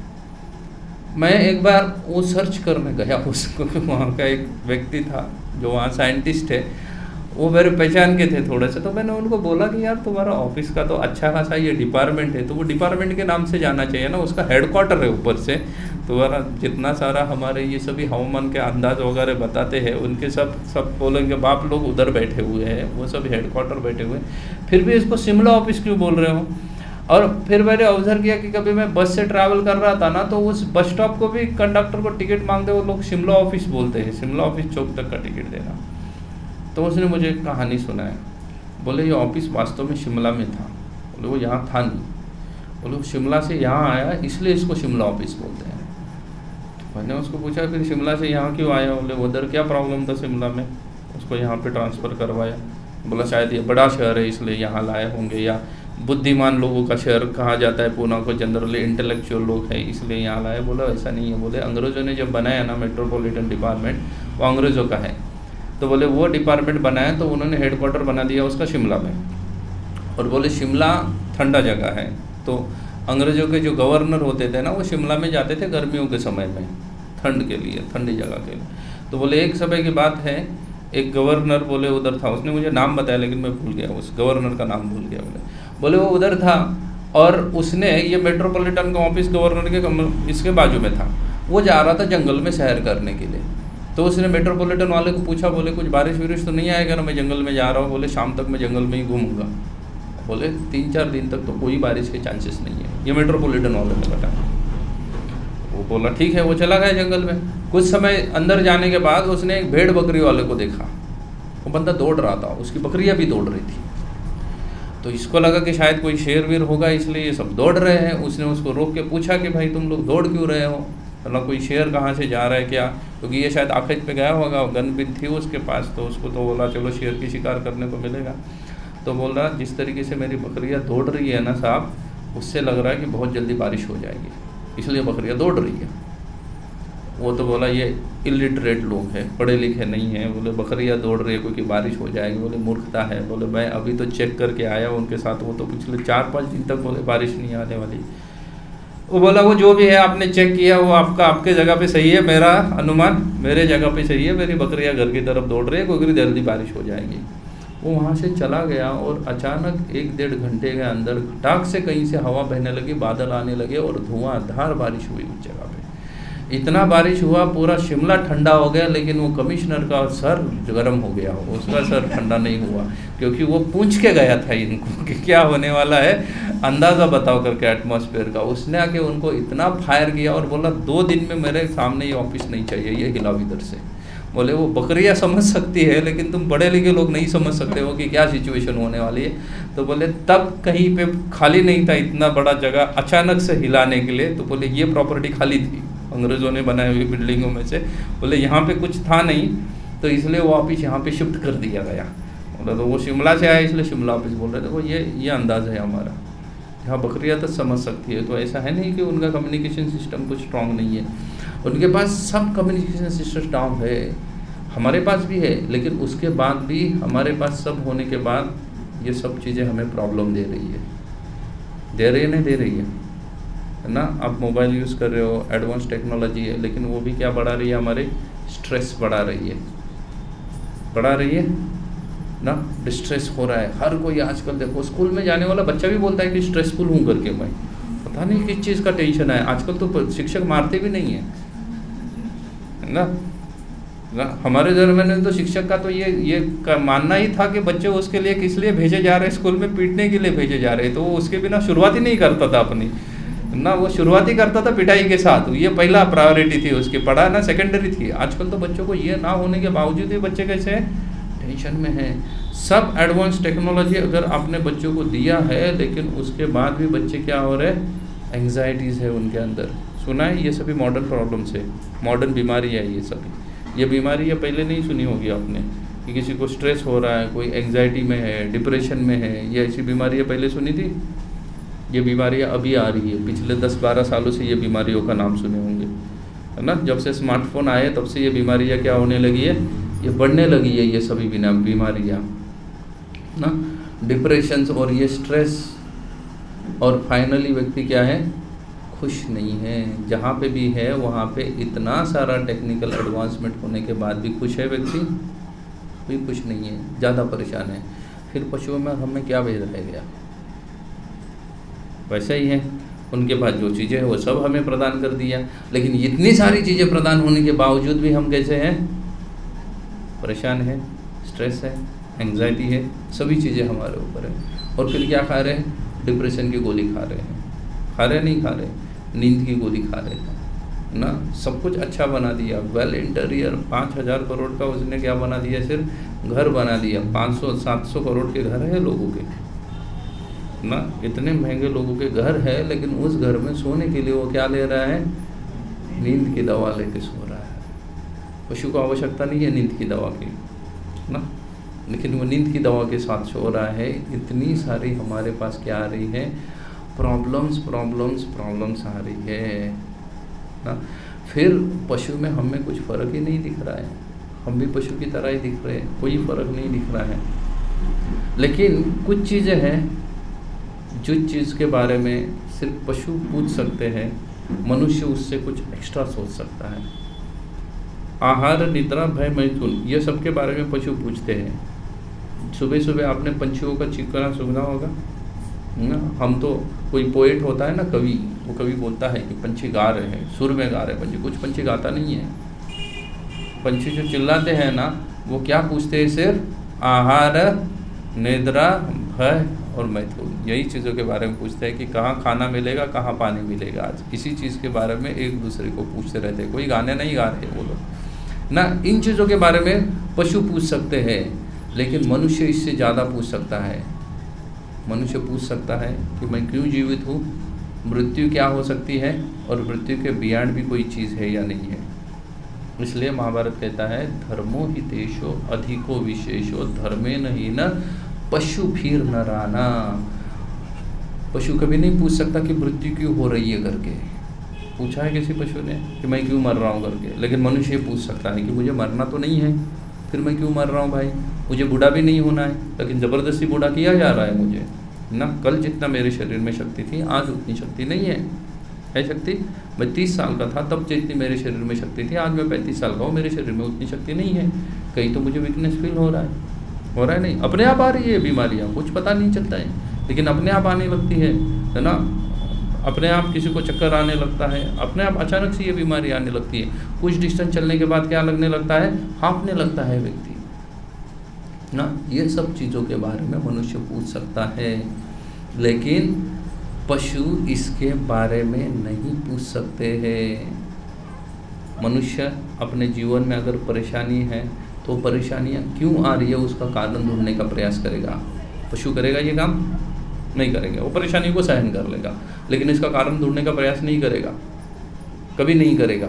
मैं प्राय एग्जाम्पल, मैं एक बार चेन्नई में था। चेन्नई में तो यहाँ से ज़्यादा गर्म होता है, पूरा गर्म देश है। जितना ऊपर से आप नीचे आ जाओ, जितना ठंडा है उधर लोगों का रंग गोरा है कश्मीर से। जैसे जैसे नीचे जाने लोगों है ना, महाराष्ट्र, छत्तीसगढ़, एमपी में क्या आ जाते हैं, कॉमन कलर वाले हुए, मिडल है ना, ज़्यादा टूवर्ड्स द ब्लैक है ना टूवर्ड्स द वाइट है। उससे और थोड़े थोड़े नीचे चले जाओ, वैसे क्या बढ़ने लगता है, ब्लैकिश कलर बढ़ने लगता है। गर्मी ज़्यादा है वहाँ पे ना। हालांकि टेम्परेचर यहाँ ज़्यादा हाई जाता है, वहाँ टेम्परेचर नहीं जाता, लेकिन एक ह्यूमिड होता है टेम्परेचर में ना। टेम्परेचर मतलब सूरज की गर्मी होगी और एक पूरा एटमॉस्फेयर ही ना गर्म होना, दो अलग चीज़ें होती हैं। वहाँ प्रकृति गर्म है, सूरज भले ही ठंडा हो लेकिन प्रकृति वहाँ की गर्म है। सूरज भारत में गर्म तो ज़्यादा राजस्थान में होता है, इस बेल्ट में, नागपुर से लेकर छत्तीसगढ़ से लेकर राउरकेला तक, ये पूरा बेल्ट में सूरज ज़्यादा गर्म है, क्योंकि ये सभी कोयले का क्षेत्र है ना, तो गर्मी ज़्यादा है यहाँ पे टेम्परेचर। तो मैं वहाँ पे एक जगह पे था, किसी भक्त के साथ, एक बड़े व्यक्ति को मिलने, मुझे एक्चुअली जाना नहीं था लेकिन मैं चला, मैं उनके साथ गया था। तो वो किसी बड़े व्यक्ति को मिलने उसके ऑफिस में जा रहे थे। मैं बोले मुझे नहीं आना है किसी ऑफिस में, मैं यहीं पे बैठा हूँ। कार अच्छी खासी, बोला कार स्टार्ट रखो, एसी चलने दो ताकि ठंड रहे, बाहर बहुत गर्मी है।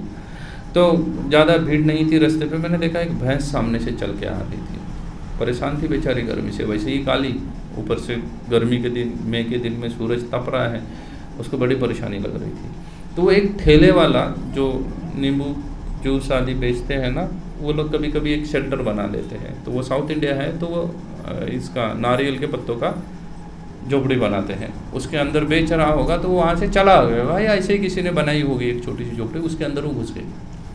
तो उसको शायद थोड़ी राहत आ गई, बैठ गई वो नीचे, क्योंकि धूप नहीं लग रही थी। बैठ के वो यहाँ वहाँ मुंडी हिला रही थी, तो उसकी नज़र ऊपर चली गई, हरा हरा दिखा, वो फिर से खड़ी हो गई। और खड़ी होके उसने क्या किया, उसका जा रही थी उसकी गर्दन वहाँ तक, उस पत्तों को लेके वो क्या करने लगी, खींच के उसने गिरा दिया खाने को, जो हरा दिख रहा था इसमें।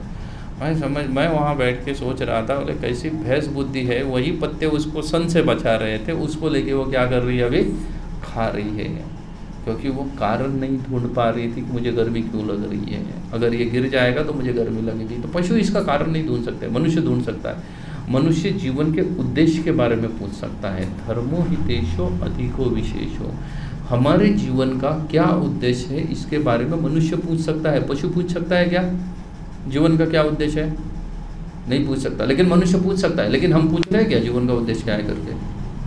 कभी सोचने का प्रयास किया कि भाई मेरे 40 साल बीत गए जीवन में ना, मेरे जीवन का एग्जैक्टली क्या उद्देश्य है ना। या वो घड़ी की तरह है ना, बचपन में पैदा हो गया, माँ बाप ने ज़बरदस्ती स्कूल भेजा, उसके बाद कॉलेज भेजा, उसके बाद मैंने नौकरी धंधा कुछ तो चालू कर दिया, फिर माँ बाप ने शादी करवा दी, फिर मेरे बच्चे आ गए, मैंने उनको स्कूल भेजा, अभी उनको क्या कर रहा हूँ, उनके पढ़ाई के लिए फ़ी इकट्ठा कर रहा हूँ, उसके बाद उनके लिए लड़की ढूंढूंगा, उनकी शादी कराऊँगा, उसके बाद उनके बच्चे आ जाएंगे, फिर से उनको स्कूल लेके चला जाऊँगा। दादाजी क्या करेंगे रिटायरमेंट लाइफ में, उन बच्चों को लेके फिर से कहाँ निकल दिए, फिर से स्कूल निकल दिए। अरे कितने बार स्कूल जाओगे तुम?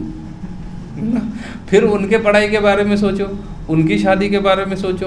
अगर खुश नसीब है दादा तो उनकी शादी तक है, नहीं तो दादा अपना निकल लेता है, चल दिया। क्या किया जीवन भर? स्कूल गए, पढ़ाई की चिंता की, जॉब की चिंता की ना, शादियाँ की, पहले खुद की बाद में बच्चों की, पहले खुद की पढ़ाई बाद में बच्चों की पढ़ाई, पहले खुद की जॉब के लिए टेंशन, बाद में बच्चों की पढ़ाई के लिए जॉब के लिए टेंशन, और उसके बाद पोतों की जॉब के लिए भी टेंशन है। ऐसा नहीं है, पोतों के लिए भी टेंशन में रख रहा है वो ना। इसलिए पहले वो सोचता है कि धन संपत्ति मैं पूरा किसके लिए रखूँगा, अपने बच्चों के लिए रखूँगा।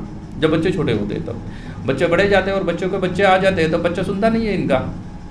बेटा किसका नहीं सुन रहा है, बाप का नहीं सुन रहा है। फिर क्या होता है, फिर दादा चेंज करता है, बोलता है अभी प्रॉपर्टी तुझे नहीं दूंगा, मैं ये किसके लिए रखूँगा, अपने पोते के लिए रखूँगा ये प्रॉपर्टी। ये प्रैक्टिकलिटी है या नहीं है? प्रैक्टिकलिटी है, यही कर रहे हैं पूरे संसार में लोग। आप अगर किसी के अंतिम संस्कार में चले जाओ और देखो वहाँ पे लोग क्या चर्चा करते हैं, कभी देखा है? प्रैक्टिकलिटी जाके देखो, किसी के अंतिम संस्कार में चले जाओ, अंतिम संस्कार में जो 10-12 लोग हैं जो उसके बहुत क्लोजली है ना, वो क्या कहते हैं उसको, चिता विता सजाने का, लकड़ी वकड़ी लगाने का काम कर रहे हैं, पंडित जी कुछ मंत्र पढ़ रहे हैं, तो उसके बेटे वगैरह उधर है, वो सब कुछ कर रहे हैं। और कुछ लोग हैं ना, वो सिर्फ रिलेशन के लिए गए वहाँ पे, इसलिए वो 50-60 फीट का डिस्टेंस बना के खड़े रहते हैं। किया है ये ऑब्जर्व ना? चिता से क्या है, थोड़ा दूरी पे खड़े रहते हैं। कभी इन लोगों की चर्चा सुनो, क्योंकि वो तो बिजी है ना, उनकी चर्चा वही होगी कि भाई ये चिता ऐसी नहीं ऐसी लगा दे तो जल्दी जल जाएगी वगैरह, लकड़ियाँ कम गिर गई, घी लेके आया या अन्य कुछ चीज़ें लेके आया, पंडित जी वो कुछ बोल रहा होगा। लेकिन जो कुछ डिस्टेंस पे खड़े हैं ना, उनके कभी चर्चा सुनो। मैंने खुद सुनी है इनकी चर्चा। इनकी चर्चाएँ देखो कैसी चलती रहती है। इनकी चर्चा रहेंगे, यार ये तो चला गया, 4 बच्चे हैं, 2 घर है, कैसे बंटवारा करेंगे ये। इनकी चर्चा क्या चल रही है, ये बंटवारा कैसे चलेंगे। कोई बोल रहा है नहीं नहीं उसने पहले ही बीबी के नाम पे सब कुछ लिख दिया है, फिर तीसरा और बोलेगा अरे फिर बीबी को तो जो आखिरी वाला है ना वो ज़्यादा उसके नज़दीक का है अपने माँ के, तो लगता है उसको ही वो क्या करेगी, ज़्यादा धन दे देगी। सुना है ऐसी चर्चा? सुनी है ना? मरने वाले से किसको कुछ लेना देना है क्या? नहीं लेना देना। उनको लेना देना किससे कि इसके धन का बंटवारा कैसे होगा, उससे लेना देना है। वो ये सोच नहीं रहा है कि कुछ समय के बाद मेरा भी ऐसा ही हाल होने वाला है। होने वाला है, नहीं होने वाला, मुझे भी शमशान आना पड़ेगा, मुझे भी ये करना पड़ेगा, तो मुझे क्यों मारा जा रहा है, मेरी इच्छा नहीं है मरने की। इसलिए पशु इन सभी चीज़ों को सोच नहीं सकते, मनुष्य इन सभी चीज़ों को क्या कर सकता है, सोच सकता है। हमारा दिमाग है, हम ये सभी चीज़ों को सोच सकते हैं।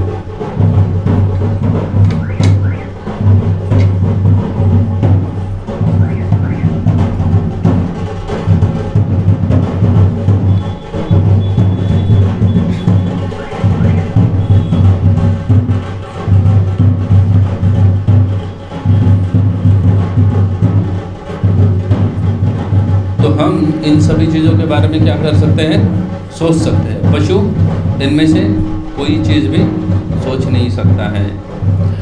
हम भगवान के बारे में सोच सकते हैं, पशु इसके बारे में सोच नहीं सकता है ना। इसलिए हम हमेशा कैसे खुश रहे इसके बारे में सोच सकते हैं। पशु सिर्फ टेम्पररी हैप्पीनेस के बारे में सोचता है, खुशी के बारे में तो वो भी सोचता है, लेकिन कैसी खुशी, टेम्पररी। जैसे वो भैंस ने क्या देखा, ऊपर पत्ते देख लिए, खींच लिया, क्योंकि वो खाने में खुश है। वो इटरनल खुशी के बारे में सोच रही थी क्या कि भाई मैं अगर इसको नहीं खाऊंगी तो हो सकता है आज दिन भर मैं यहाँ बैठी रहूँगी तो भी क्या हो जाएगा, मेरी धूप से रक्षा हो जाएगी। इसके बारे में पशु नहीं सोच सकते हैं, हम सोच सकते हैं। इसलिए आप देखिएगा कि ह्यूमन लाइफ जो है ना, मनुष्य पूछ सकता है कि उसके साथ कोई चीज़ें क्यों घटित हो रही हैं, और इसलिए वो क्या कर सकता है, अच्छे जीवन की ओर प्रगति कर सकता है। पशु नहीं सोच सकते, कोई भी चीज़ें नहीं सोच सकते, इसलिए वो कहाँ जाएंगे, जैसे है वैसे ही लो लाइफ जीते रहेंगे, कभी भी अपने जीवन में प्रोग्रेस नहीं कर पाएंगे। कौन सा प्रोग्रेस, अगर टेक्निकल प्रोग्रेस नहीं। मनुष्य इंक्वायरी कर सकता है, धर्मो हितेशो अधिको विशेषो, धर्म के बारे में मनुष्य पूछ सकता है, पशु कोई धर्म नहीं पूछ सकता है। अगर आप कल से भारत सरकार अगर लॉ बनाती है कि सभी कुत्तों की शादी की जाएगी, इज इट पॉसिबल? नहीं है पॉसिबल, है पॉसिबल नहीं है। लेकिन कल अगर हम दो हमारे दो को हटा के हम दो और हमारा एक का नियम बना दिया जाए तो पॉसिबल है। एटलीस्ट 80% जनता तो फॉलो करेगी ही करेगी, उसको करेगी ना, क्योंकि लॉ बनाया जा सकता है। आप कितना भी झेब्रा क्रॉसिंग बोलो, लेकिन झेब्रा को नहीं समझता है, ये समझ में आएगा उसको, नहीं समझ में आएगा। लॉ नहीं समझ सकते हो, लेकिन मनुष्य किसको समझ सकता है, लॉ समझ सकता है। लॉ का ही अर्थ होता है धर्मो हितेशो अधिको विशेषो ना। धर्म की तो वैसे अलग व्याख्या की गई है। धर्म का मतलब नियम भी होता है, धर्म का मतलब जीवन जीने की पद्धति भी हो सकता है। धर्म का मतलब तो ये कहते हैं, व्यासदेव के पिताजी जो है वो कहते हैं, पराशर मुनि वो कहते हैं धर्मम तो साक्षात भगवत प्रणीत है। मतलब धर्म का मतलब नियम ही है, लेकिन वो नियम जो किसके द्वारा बनाए हुए हैं, भगवान के द्वारा बनाए हुए हैं, उस नियम की चर्चा कर रहे हैं वहाँ पे। बोले धर्म मतलब वो नियम है जिसका कौन पालन कर सकता है, मनुष्य उसका पालन कर सकता है, पशु इसका पालन नहीं कर सकता। इसलिए हम पूछ सकते हैं कि हमारे जीवन में इतनी परेशानियाँ क्यों आ रही है, सोचते हैं ना हम लोग, और फिर कंक्लूजन कहाँ निकालते हैं कि ये परेशानियाँ किसके वजह से आ रही है, पति की वजह से आ रही है तो उसके साथ झगड़ा करो, सास के वजह से आ रही है तो उसको बाहर निकालो घर से, फिर परेशानियाँ किसकी वजह से और आ रही है, किसी बिजनेस पार्टनर से आ रहे हैं तो उसको बिजनेस से बाहर निकालो, भाई की वजह से आ रहे हो तो बंटवारा कर दो ना। ये सोच सकते हैं हम कि हमारे जीवन में परेशानियाँ क्यों आ रही हैं ना, और फिर सोच सकते हैं कि ये जीवन के बाद मैं वास्तव में कहाँ जाऊँगा। सोच सकते हैं, नहीं सकते हैं, सोच सकते हैं, लेकिन हम सोचते नहीं हैं। हम सोच सकते हैं कि ये जीवन के बाद मैं कहाँ जाने वाला हूँ, ये लेकिन सोचते नहीं है। अभी हम परेशानियाँ क्यों आ रही है वो तो सोच रहे हैं, लेकिन हल क्या निकल रहा है, गलत हल निकल रहा है। क्योंकि हम भागवत कथा जाते हैं, मंदिरों में जाते हैं, लेकिन वहाँ पूछते ही नहीं कि भाई परेशानी क्यों आ रही है मेरे जीवन में। और अगर कहीं जाओगे भी तो वो व्यक्ति क्या करेगा, कोई अगर क्या कहते हैं फल ज्योतिष होगा तो वो आपका हाथ देखेगा, है ना। राहु केतु बोले सब गड़बड़ कर रहे तुम्हारे जीवन में ना, कोई एक दूसरे के साथ कॉपरेट नहीं करना चाहते, इसलिए क्या कर रहे हैं, तुम्हारे जीवन की परेशानियाँ बढ़ रही है ना, वो कुंडली दोष निकालेगा। ये हो गया फल ज्योतिष के बारे में। कोई तंत्र विद्या वाला होगा वो तो बोलेगा कि तेरे ऊपर क्या किया है, 4-5 भूत प्रेत आदि किसी ने तो तुम्हारे पीछे छोड़े हैं, क्योंकि तुम्हारा बिजनेस पार्टनरशिप या बिजनेस कंपटीशन किसी के साथ चल रहा है, उसका कोई हल बताएगा। लेकिन इसके बावजूद भी परेशानियाँ कम नहीं हो रही है, कम नहीं हो रही है। उसके बारे में हम पूछ सकते हैं कि भाई इसके बाद भी मैं इतना क्यों सफ़र कर रहा हूँ, ये परेशानियाँ मेरे जीवन में क्यों चल रही है। अभी पहले तो परेशानी किस चीज़ को कहते हैं समझ आता हूँ, मेरी हिंदी उतनी अच्छी नहीं होने की वजह से मैं इसको सबको हिंदी में ट्रांसलेट नहीं कर पाया। हमारी परेशानी, जब हम किसी को परेशानी समस्या बोलते हैं या दुख बोलते हैं ना, परेशानी समस्या ये सब चीज़ को एक साथ मिला कर उसको दुख कहा जाता है ना। दुख का एक प्रॉपर डेफिनेशन है। दुख मतलब वो सबको होना चाहिए। मुझे अगर हो रहा है तो वो दुख नहीं है वास्तव में। दुख का मतलब होता है कि क्या हो रहा है, चाहिए ये सबके लिए समान होना चाहिए, उसकी इच्छा किसी को नहीं होनी चाहिए। Nobody wants it, लेकिन उसके बावजूद भी कोई भी उसको अवॉइड नहीं कर सकता है, उसको टाल नहीं सकता है। उस चीज़ को दुख कहते हैं। सबके लिए समान, किसी को भी नहीं चाहिए, और कोई भी उसको क्या नहीं कर सकता है, अवॉइड नहीं कर सकता है। कोई बोलेगा अगर पत्नी दुख है, बोलेगा सबके लिए समान है, सबके लिए नहीं समान है, खाली शादीशुदाओं को समान है, मेरे जैसे लोगों के लिए कोई प्रॉब्लम नहीं है पत्नी का ना, दुख नहीं है, सबके लिए समान हो गया, नहीं समान हो गया। अच्छा, नोबडी वांट्स इट, किसी को भी ये नहीं चाहिए, ऐसा नहीं है। जो शादीशुदा नहीं है वो तो शादी करने वाले है ना, दूसरों का एक्सपीरियंस के साथ चल रहे हैं, नहीं चल रहे हैं ना। एक बच्चा मेरे पास आया, वो मुझे बोला कि मैं ब्रह्मचारी बनूँ या गृहस्थ बनूँ। मैंने उसको सजेस्ट किया, बोले तुम्हारे घर में इसके पहले तो बहुत सारे लोगों की शादियाँ हो चुकी होंगी। बोला सबकी हुई है। बोला सबको जाके ना कभी ऐसे ही पूछ लेना और रिकॉर्ड कर लेना, मामा से जाके बात करना, अंकल चाचा से जाके बात करना, पिता से बात करना, सबसे बात करना ना। सबसे बात करने के बाद वो रिकॉर्डिंग उसने आके मुझे सुनाया। उसका कंक्लूजन यह था कि हर कोई बोल रहा है कि यार जब तक तेरी मामी आई है ना, परेशानी का जड़ हो मेरे जीवन में हो, तो वो नहीं थी तब तक सब कुछ ठीक चल रहा था ना।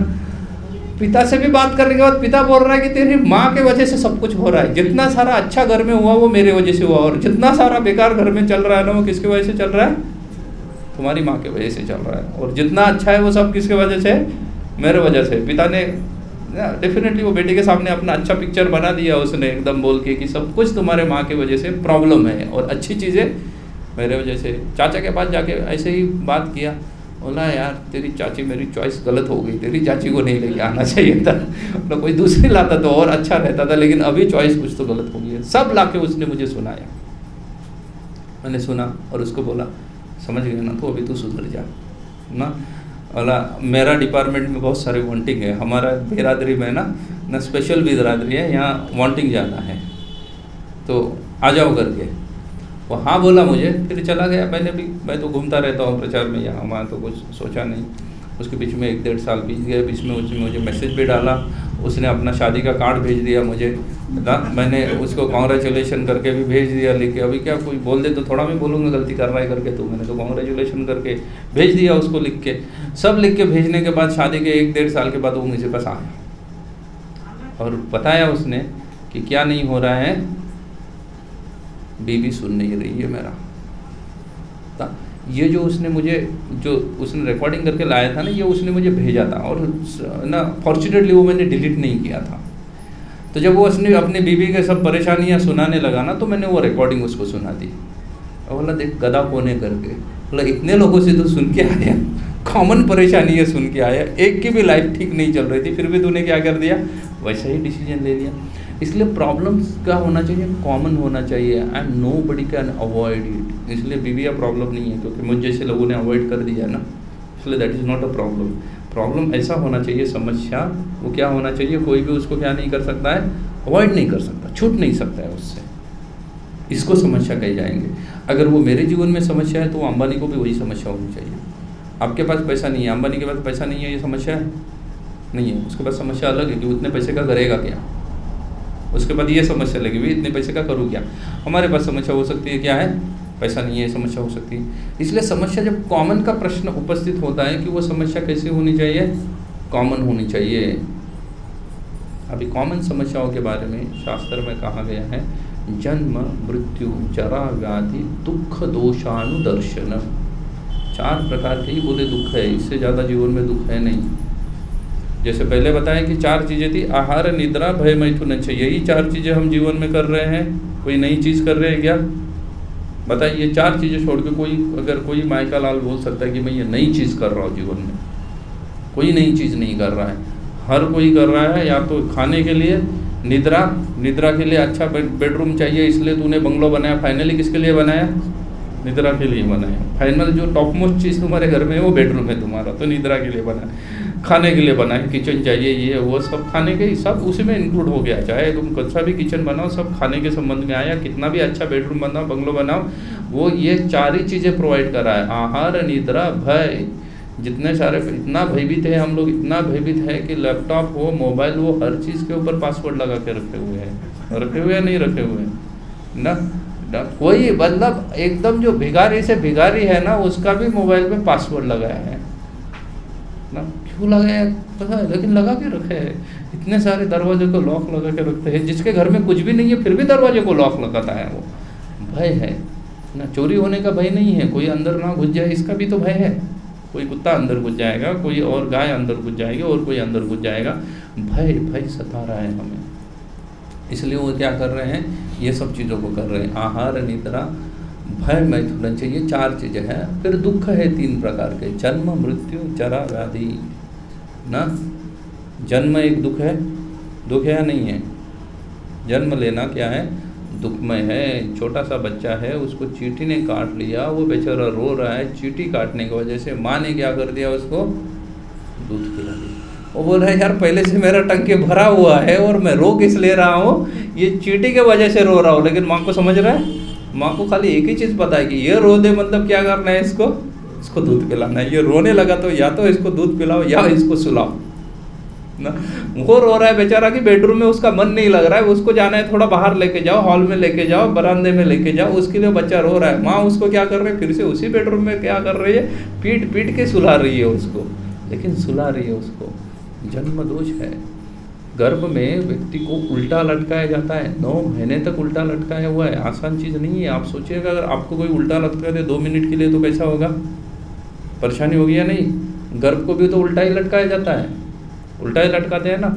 बहुत रेयरली ऐसे कुछ बच्चे होते हैं, 1000 में 1 केस, जो पहले पैर से पैदा होते हैं। नहीं तो सभी बच्चे कैसे पैदा होते हैं, सर पहले बाहर आता है गर्भ से, क्योंकि उल्टा लटकाया गर्भ को। आप सोचिएगा वो माँ दिन में अगर 20 घंटा खड़ी रह रही है, चलो 20 घंटा भी नहीं 15 घंटा भी वो एक औरत अगर खड़ी रह रही है, तो ये गर्भ कितना देर तक उल्टा लटका हुआ है, 15 घंटे तक वो उल्टा लटका हुआ है। उसका सर नीचे है और पैर ऊपर है, ऐसी अवस्था में गर्भ में रखा जाता है। श्रीमद् भागवत में आता है, श्री जंतुरुवाच, जंतु मतलब गर्भ का बोला है, वो बात कर रहा है। वो बोल रहा है कि 9 महीना मुझे लटकाया जा रहा है, ये दुख है मेरे जीवन के लिए। भूल जाता है बाद में, लेकिन दुख है। जन्म मृत्यु भी दुख में है, कोई नहीं चाहता है। कौन मरना चाहता है बोले संसार में, कोई मरना नहीं चाहता। वो सुसाइड करने वाला भी मरना नहीं चाहता था। एक्चुअली कुछ प्रॉब्लम थे उसके, वो सॉल्व करो, वो मरना नहीं चाहेगा। उसके बाद बोलो उसको सुसाइड करे, मरना चाहता है, कोई नहीं मरना चाहता। जन्म मृत्यु जरा क्या है, जितनी सारी बीमारियां आती है, सॉरी बुढ़ापा, जरा मतलब बुढ़ापा, बुढ़ापा भी क्या है, दुख है। इसलिए तो कॉस्मेटिक इंडस्ट्री अच्छी चल रही है। हर कोई क्या रहना चाहता है, जवान रहना चाहता है, चाहे बाल को काला करे, कई सारे प्रकार की क्रीम लगाए और कहीं न जाने कई सारी चीज़ें लगाए, हर कोई क्या करना चाहता है, फिर भी जवान रहना चाहता है। जिम्नाशियम का बिजनेस तो इतना तेज़ी से चल रहा है कि बस पूछो मत ना। शहर में तो प्रायः हर व्यक्ति तो छोड़िएगा, इंसान ना मेंस हो या महिला हो, सभी लोग कहाँ चल रहे हैं, जिम में चल रही है। सुबह सुबह उठ के सब लोग जिम में चल दिए हैं, वहाँ जाके चक्की पीस रहे हैं। जिम में 11 तरह की चीज़ें हैं। आप चक्की पीसने के लिए किसी को बोलो यहाँ बैठ के कि भाई 2 किलो गेहूँ पीस ले करके सुबह उठ के 5 बजे, कोई औरत नहीं रेडी होगी। लेकिन वहाँ औरत सुबह 5 बजे उठ के कहाँ चल दी है, जिम में चल दी है। उसको बोलो थोड़ा सा ना कुएं से पानी खींच लो, वो नहीं करेगी, लेकिन वहाँ वैसे ही चीज़ें कर रही है वो। बस थोड़ा सा अलग है, वो मशीन बिठाई है, लेकिन चीज़ें क्या कर रही है, वो वही चीज़ें कर रही है। जिम चले जा रहे हैं क्योंकि किसी को बूढ़ा नहीं होना है ना। 70 साल की औरत को भी लगता है कि मैं 16 साल की दिखूं। वास्तविकता है 70 साल की औरत भी क्या सोच रही है, वो कैसी दिखनी चाहिए, वो 16 साल की दिखनी चाहिए। ये वास्तविकता है ना। तो जन्म, मृत्यु, जरा, व्याधि, कोई बूढ़ा नहीं होना चाहता है ना। हमेशा हम चाहते हैं कि हम फॉरएवर हमेशा कैसे रहे, यंग रहे, लेकिन वास्तविकता नहीं होने वाली है वैसी। वास्तविकता तो है कि हमें हमेशा कभी ना कभी क्या होने वाला है, बुढ़ापा आने वाला है ना। हमें लगता तो है कि हमेशा हेल्दी रहे, कभी भी हमें क्या ना हो जाए, कोई व्याधि ना आ जाए, लेकिन वैसा नहीं है। कई सारी व्याधियाँ आती है हमारे जीवन में, व्याधियों का कोई कमी नहीं है ना, व्याधि आती रहती है। और अभी ये देखिए, ये जो 4 चीज़ें मैं बता रहा हूँ, ये सबके जीवन में कॉमन है। किसी के जीवन में कमी है? धनी व्यक्ति व्याधि से बच सकता है? नहीं बच सकता। डॉक्टर है, बीमार नहीं गिरते हैं? होता है कभी ऐसा? नहीं है, वो भी बीमार गिर जाते हैं। कोई ज़रूरत नहीं है कि डॉक्टर बीमार नहीं गिरता करके। मैंने तो कई सारे डॉक्टर देखे हैं जो बीमार गिरते हैं ना। एक डॉक्टर मैं बम्बई में मिला था, 5 लाख रुपए एक ऑपरेशन का लेता है। वो हार्ट स्पेशलिस्ट है ना, सुपर स्पेशलिस्ट है। 5 लाख रुपए एक ऑपरेशन का लेता है। वो मंदिर में आए थे, मुझे बोले मैं हार्ट अटैक से मरने वाला हूँ। मैंने उसको पूछा क्यों भाई, आप पहले से अनुमान लगा पा रहे हो? बोला स्वामी जी आप कुछ तो करो, मुझे बचाओ। मैं बोला यार दुनिया को तो तू बचाता है, हार्ट अटैक किसको आएगा? तो उनका हार्ट ऑपरेशन कर रहा है और बचा रहा है उनको, और मैं तुम्हें कहाँ से बचाऊंगा? नहीं, बोला मैं भी हार्ट अटैक से मरने वाला हूँ। बोले आप ही बचा सकते हो मुझे। मैं बोला मुझे तो हार्ट में से, हार्ट का स्पेलिंग भी शायद मैं गलत लिख दूंगा अगर लिखने के लिए बोला तो तुम्हें कहाँ से बचा सकता हूँ? बोला मेरा एक प्रॉब्लम है। बोला मैं है ना, बोला मुझे सिगारेट की लत बड़ी बेकार है।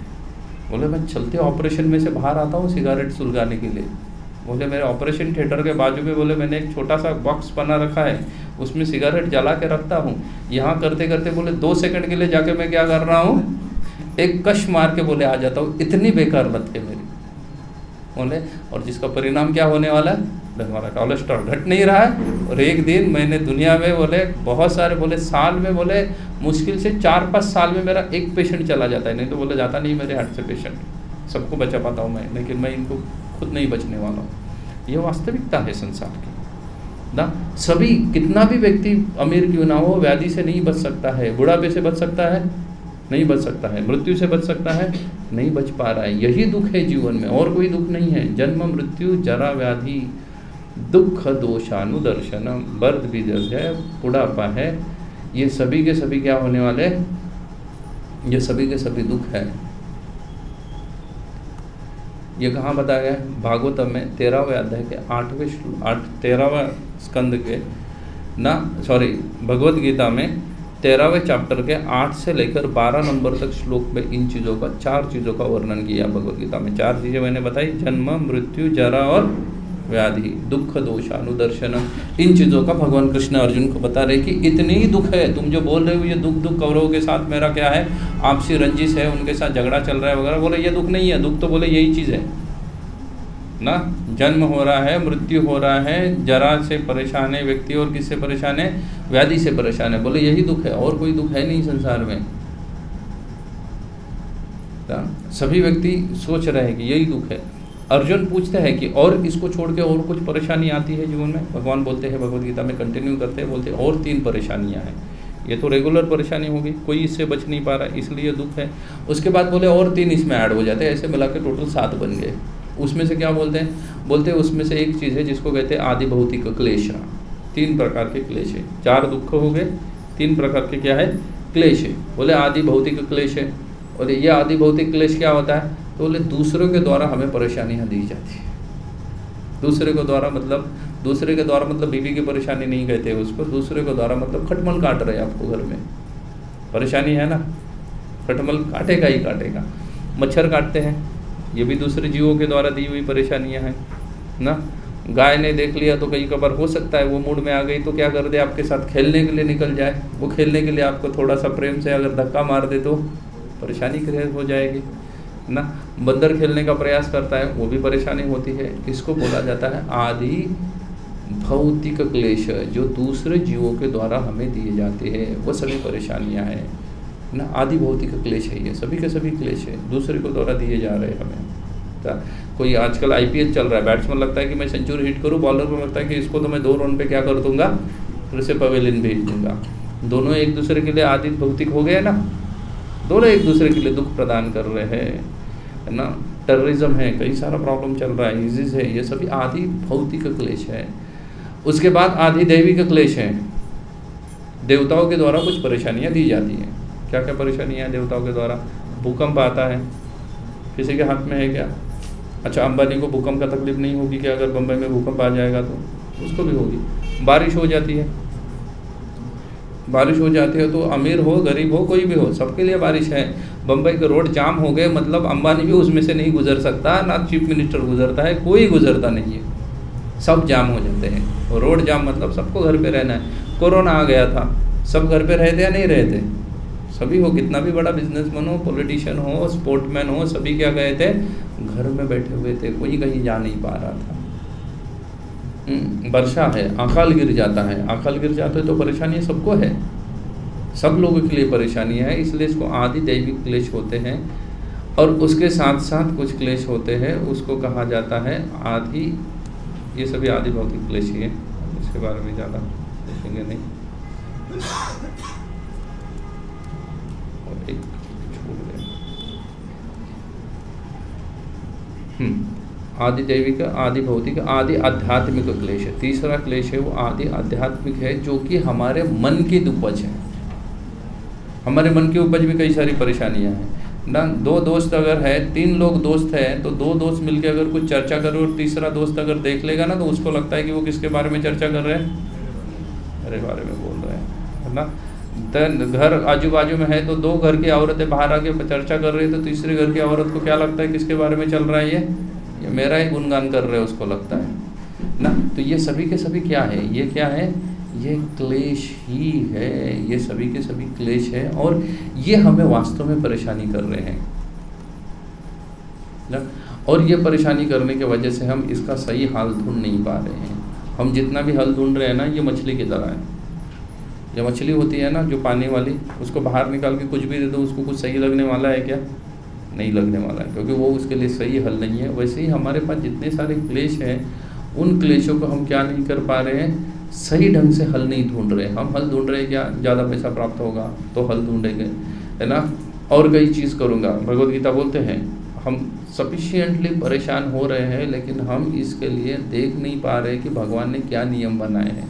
उस नियम के अनुसार अगर अर्जुन को भगवान बोल रहे तुम जीवन जियोगे तो तुम्हारी परेशानियां कम होंगी, नहीं तो तुम्हारे अपने तरीके से परेशानियां कम होने वाली नहीं है। ये तो क्लेश हो गए। वाई आई एम सफरिंग मैंने बिगिनिंग में लिया था ना कि पशु ये नहीं पूछ सकता है, मनुष्य ये पूछ सकता है। बाद में मनुष्य पूछ सकता है कि मृत्यु के बाद क्या होने वाला है। पशु इसके बारे में नहीं सोचता है कि मृत्यु के बाद क्या होने वाला है। इसलिए भगवान भगवद गीता में कहते हैं कि मृत्यु तो क्या है, आत्मा जैसे क्या हो रहा है ना कि शरीर हमेशा बदलती है। भगवद गीता के 8 चैप्टर के 15वें वर्ष में कह रहे हैं क्या कर रहा है, जो जीवात्मा है ना वो बार बार क्या कर रहा है, शरीर बदलता रह रहा है। मनुष्य से जो बालक था उधर से क्या कर रहा है, वो बाल्यावस्था से युवावस्था में जा रहा है। शरीर बदल दिया ना उसने, शरीर वो नहीं रहा। जिस शरीर में मैंने जन्म लिया था वो शरीर है अभी मेरे पास नहीं है, शरीर बदल रहा है। वैसे ही जब जीवन के अंत में जब शरीर जीर्ण हो जाता है, वांसांसी जीर्णानि यथा व्याय, जैसे ही शरीर जीर्ण हो जाता है, जैसे कोई कपड़ा जीर्ण होता है तो हम उसको त्याग देते हैं, वैसे ही शरीर जीर्ण होता है, आत्मा के रहने के लिए लायक नहीं रहता, तो आत्मा क्या करती है, उसको छोड़ के नए शरीर में चली जाती है। ये भगवान अर्जुन को कह रहे हैं। अभी ये सभी तो उपदेश क्या मिल गया है, भगवान बोल रहे हैं ये सब दुख तो बोल दिया, लेकिन अभी इससे कुछ बचने का भी तो तरीका होना चाहिए। सब दुखों पे चर्चा करके तो फ़ायदा नहीं है, तो इसलिए हम थोड़ा बचने का तरीका अगर देखेंगे तो ये बचने का तरीका है ना, ये सभी शास्त्र में दिया हुआ है। कहाँ पे दिया हुआ है, तो ये वेदास में दिया हुआ है। वेद एक ऐसी चीज़ है जो हर चीज़ के लिए सोल्यूशन दे रही है। इतना कि आप इतने सारे धर्म देखो, इनके बारे में वेदों में लिखा हुआ है। जितने सारे धर्म हैं इन सब के बारे में क्या है, वेदों में लिखा हुआ है। चाहे बुद्ध के बारे में हो, चाणक्य के बारे में हो, अशोक के बारे में हो, जीसस के बारे में, भविष्य पुराण में जीसस के बारे में लिखा हुआ है। चाहे वो क्रिश्चियनिटी माने या ना माने, लेकिन भविष्य पुराण में जीसस के बारे में लिखा हुआ है ना। भविष्य पुराण अथर्ववेद ना, खंड 20 सूक्त, भविष्य पुराण में सूक्त है, श्लोक की जगह उसको सूक्त कहा है। 127 नंबर सूक्त के बारे में किसमें लिखा है, जीसस के बारे में लिखा है। तो अगर हमें इन सभी से अगर बचना है, इन 4 दुखों और परेशानी से बचना है, तो हम किसको फॉलो करना पड़ेगा, हमको वैदिक को फॉलो करना पड़ेगा।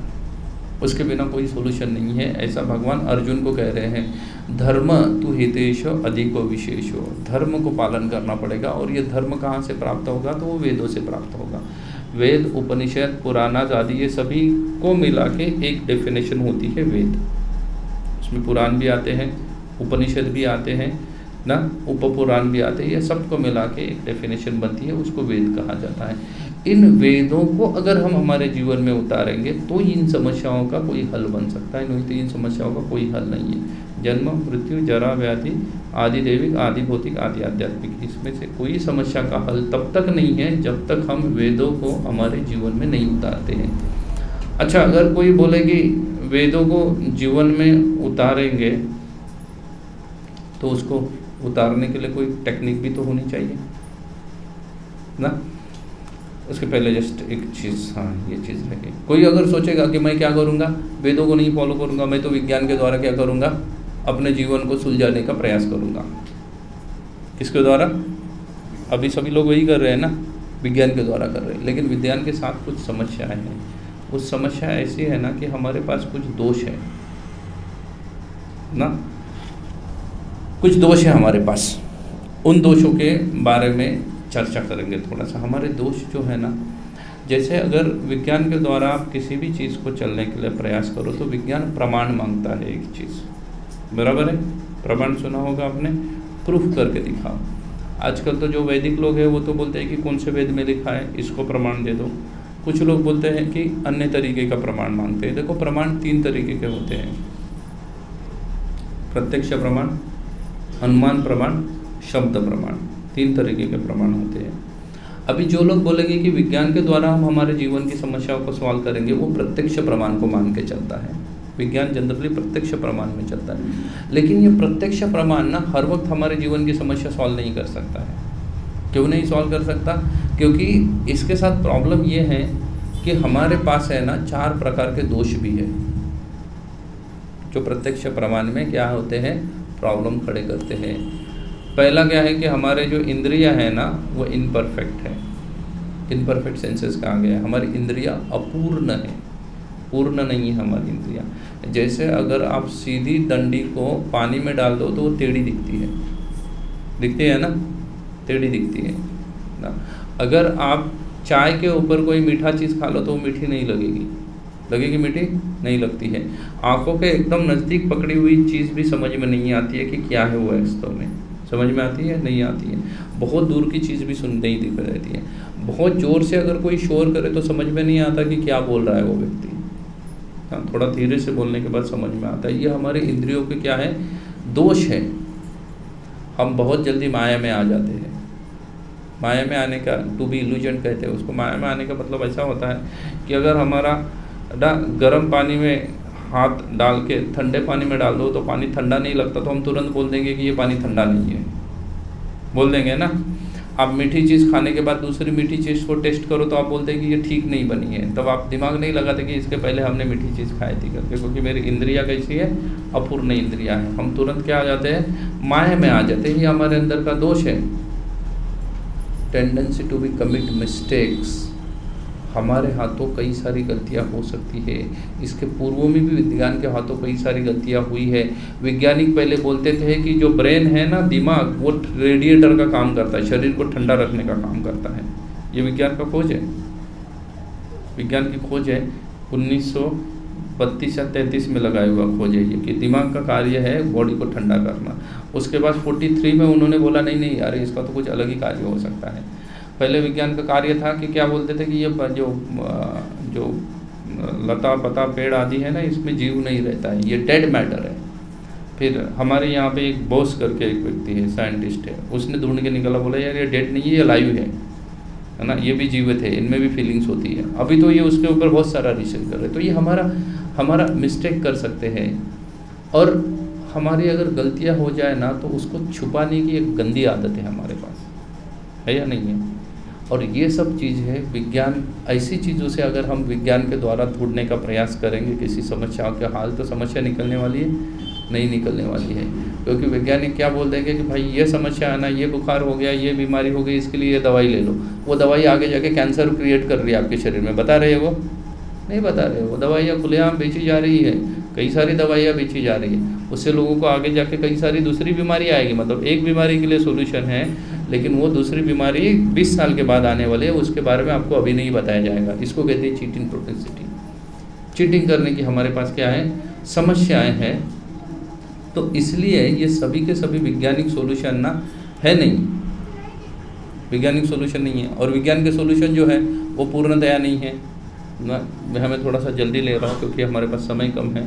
ये जो डार्विन था ना, डार्विन जिसने हमें सिखाया कि हम बंदर से आए हुए हैं, उसने जिस पुस्तक में लिखा ना कि हम बंदर से आए हुए हैं, ओरिजिन्स ऑफ स्पेसिस करके उसका पुस्तक है, उसी पुस्तक में पेज नंबर 184 पे वो लिख रहा है कि एक भालू है ना, वो मछली खाने का आदीन हो गया और वो पानी में जा जाके वो वेल में परिवर्तित हो गया।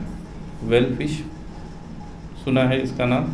तो वो बोले वो कहाँ से आया है, तो बोलते ये पहले भालू हुआ करते थे और ये भालू क्या बन गए, ये बड़े वेल फिश बन गए। ये डार्विन ने लिखा हुआ है, मैं पूरा ना ओरिजिन ऑफ द स्पेसिस का 184 नंबर का पेज जाके देखिए, 1964 का एडिशन ही है इसका।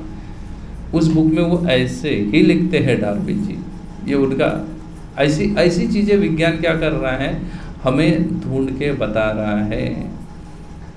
इसलिए प्रत्यक्ष प्रमाण कुछ काम का नहीं है ना, कुछ काम का नहीं है प्रत्यक्ष प्रमाण। उसके बाद एक प्रमाण आता है जो कि अनुमान प्रमाण है, लेकिन अनुमान प्रमाण में ऐसी गलतियाँ जैसे ये डार्विन अनुमान लगा रहे हैं।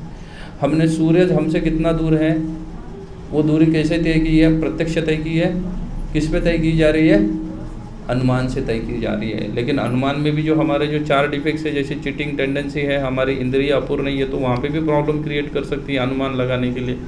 इसलिए अनुमान प्रमाण भी कार्य नहीं करता। 90% साइंस अनुमान प्रमाण पे चलता है। 90% साइंस कहाँ से चलता है, अनुमान प्रमाण पे चलता है। अगर आप विज्ञान के स्टूडेंट रह चुके हो तो आप देखो, विज्ञान मतलब जनरली किसको काउंट किया जाता है, फिजिक्स एंड केमिस्ट्री, 2 चीज़ें मूलतः विज्ञान में है। फिजिक्स चलता है ज़्यादा, केमिस्ट्री चलता है। केमिस्ट्री में हर चीज़ जो होती है ना, उसको कहते हैं कि वो थ्योरम को सेटल होना पड़ता है ना।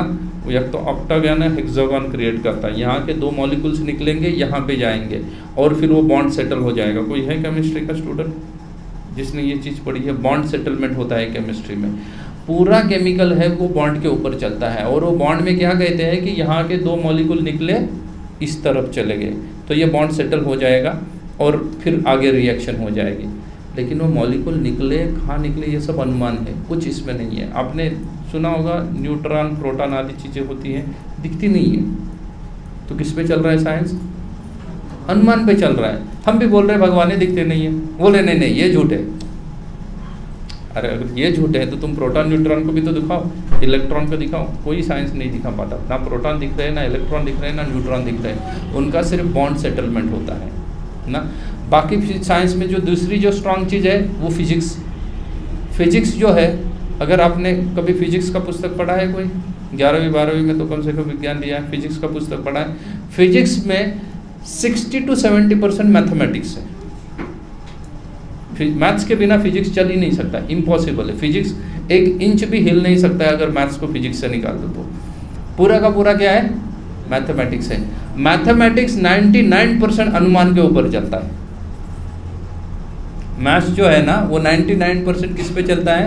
अनुमान के ऊपर चलता है। अगर आप थोड़ा मैथमेटिक्स एक्सपर्ट तो आप देखो हर वक्त मैथ्स में लिखा रहता है x is equal to 0 consider ना, ये चीज़ मैथ्स में बहुत चलती है ना, ये कंसिडर करके चला जाता है। जितने सारे थ्योरम है, डेल्टा थीटा, इसका वैल्यू 90 डिग्री है। कहाँ से आए ये 90 डिग्री? नहीं, ये कंसिडर करो कि ये 90 डिग्री है तो ही ऐसा होगा, लेकिन ये 90 डिग्री है मैं क्यों कंसिडर करूँ ना?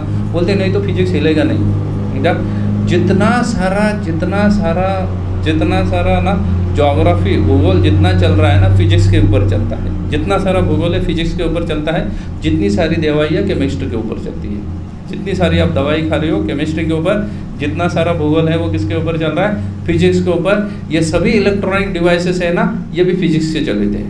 ये सबका जो रूट कॉज है ना ये फिजिक्स से, ये सभी के सभी फिजिक्स से आया हुआ है। इलेक्ट्रॉनिक डिवाइसेस हो सभी के सभी फिजिक्स से आ रहा है। बोलते हैं ऑन गेट, नॉर गेट, ये सब गेट है, यहाँ से करंट पास हो जाएगा तो वो गेट खुल जाएगा तो उसका ऐसा प्रोग्रामिंग होगा, गेट बंद होगा तो उसका ये प्रोग्रामिंग होगा। इसको मशीन लेवल लैंग्वेज कहते हैं।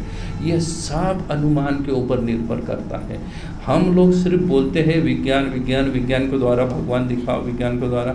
अरे पहले तो हमें विज्ञान ही पता नहीं है, आपको पता है? जितने सारे लोग बोलते हैं ना विज्ञान के द्वारा भगवान को प्रूव करके दिखाओ, 99% लोग विज्ञान जानते नहीं है। जो रियलिटी है 99% लोग विज्ञान जानते नहीं।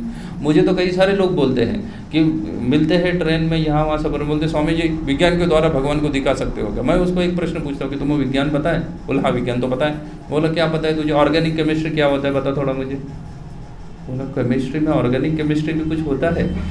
बोला फिर तुझे विज्ञान पता क्या है? तुझे अगर ऑर्गेनिक केमिस्ट्री भी केमिस्ट्री में होता है वो अगर तुझे पता नहीं है तो तू विज्ञान के द्वारा में भगवान दिखा भी दूँ तो कैसे मानेगा ना? कैसे मानेगा कि विज्ञान के द्वारा में भगवान तुम्हें दिखा भी दूँ ना? बोला अगर तू पूरा विज्ञान में 2 ही चीज़ है, केमिस्ट्री है, तुझे ऑर्गेनिक केमिस्ट्री पता नहीं। बोलो क्वांटम फिजिक्स क्या होता है बताओ थोड़े। आप लोगों ने सुना है कभी क्वांटम फिजिक्स नाम की चीज़ होती है? सुनी है ना? लोगों को क्वांटम फिजिक्स पता नहीं है कि क्या होता है क्वांटम फिजिक्स ना। फिजिक्स क्या है, क्वांटम फिजिक्स क्या होता है? बोला मैं अगर क्वांटम फिजिक्स के थ्रू एक थ्योरम लिख दूँ और फाइनली बोल दूँ LHS is equal to RHS, hence it's prove भगवान है करके। बोला क्या समझ में आएगा तेरे बता ना? बोलता नहीं साइंस मतलब दिखना चाहिए। बोला साइंस कभी दिखाता नहीं है कोई चीज़। जो दिखता है ना हमें, ये साइंस का क्या है? ये साइंस का बाय प्रोडक्शन है ना, वो साइड चीज़ें हैं।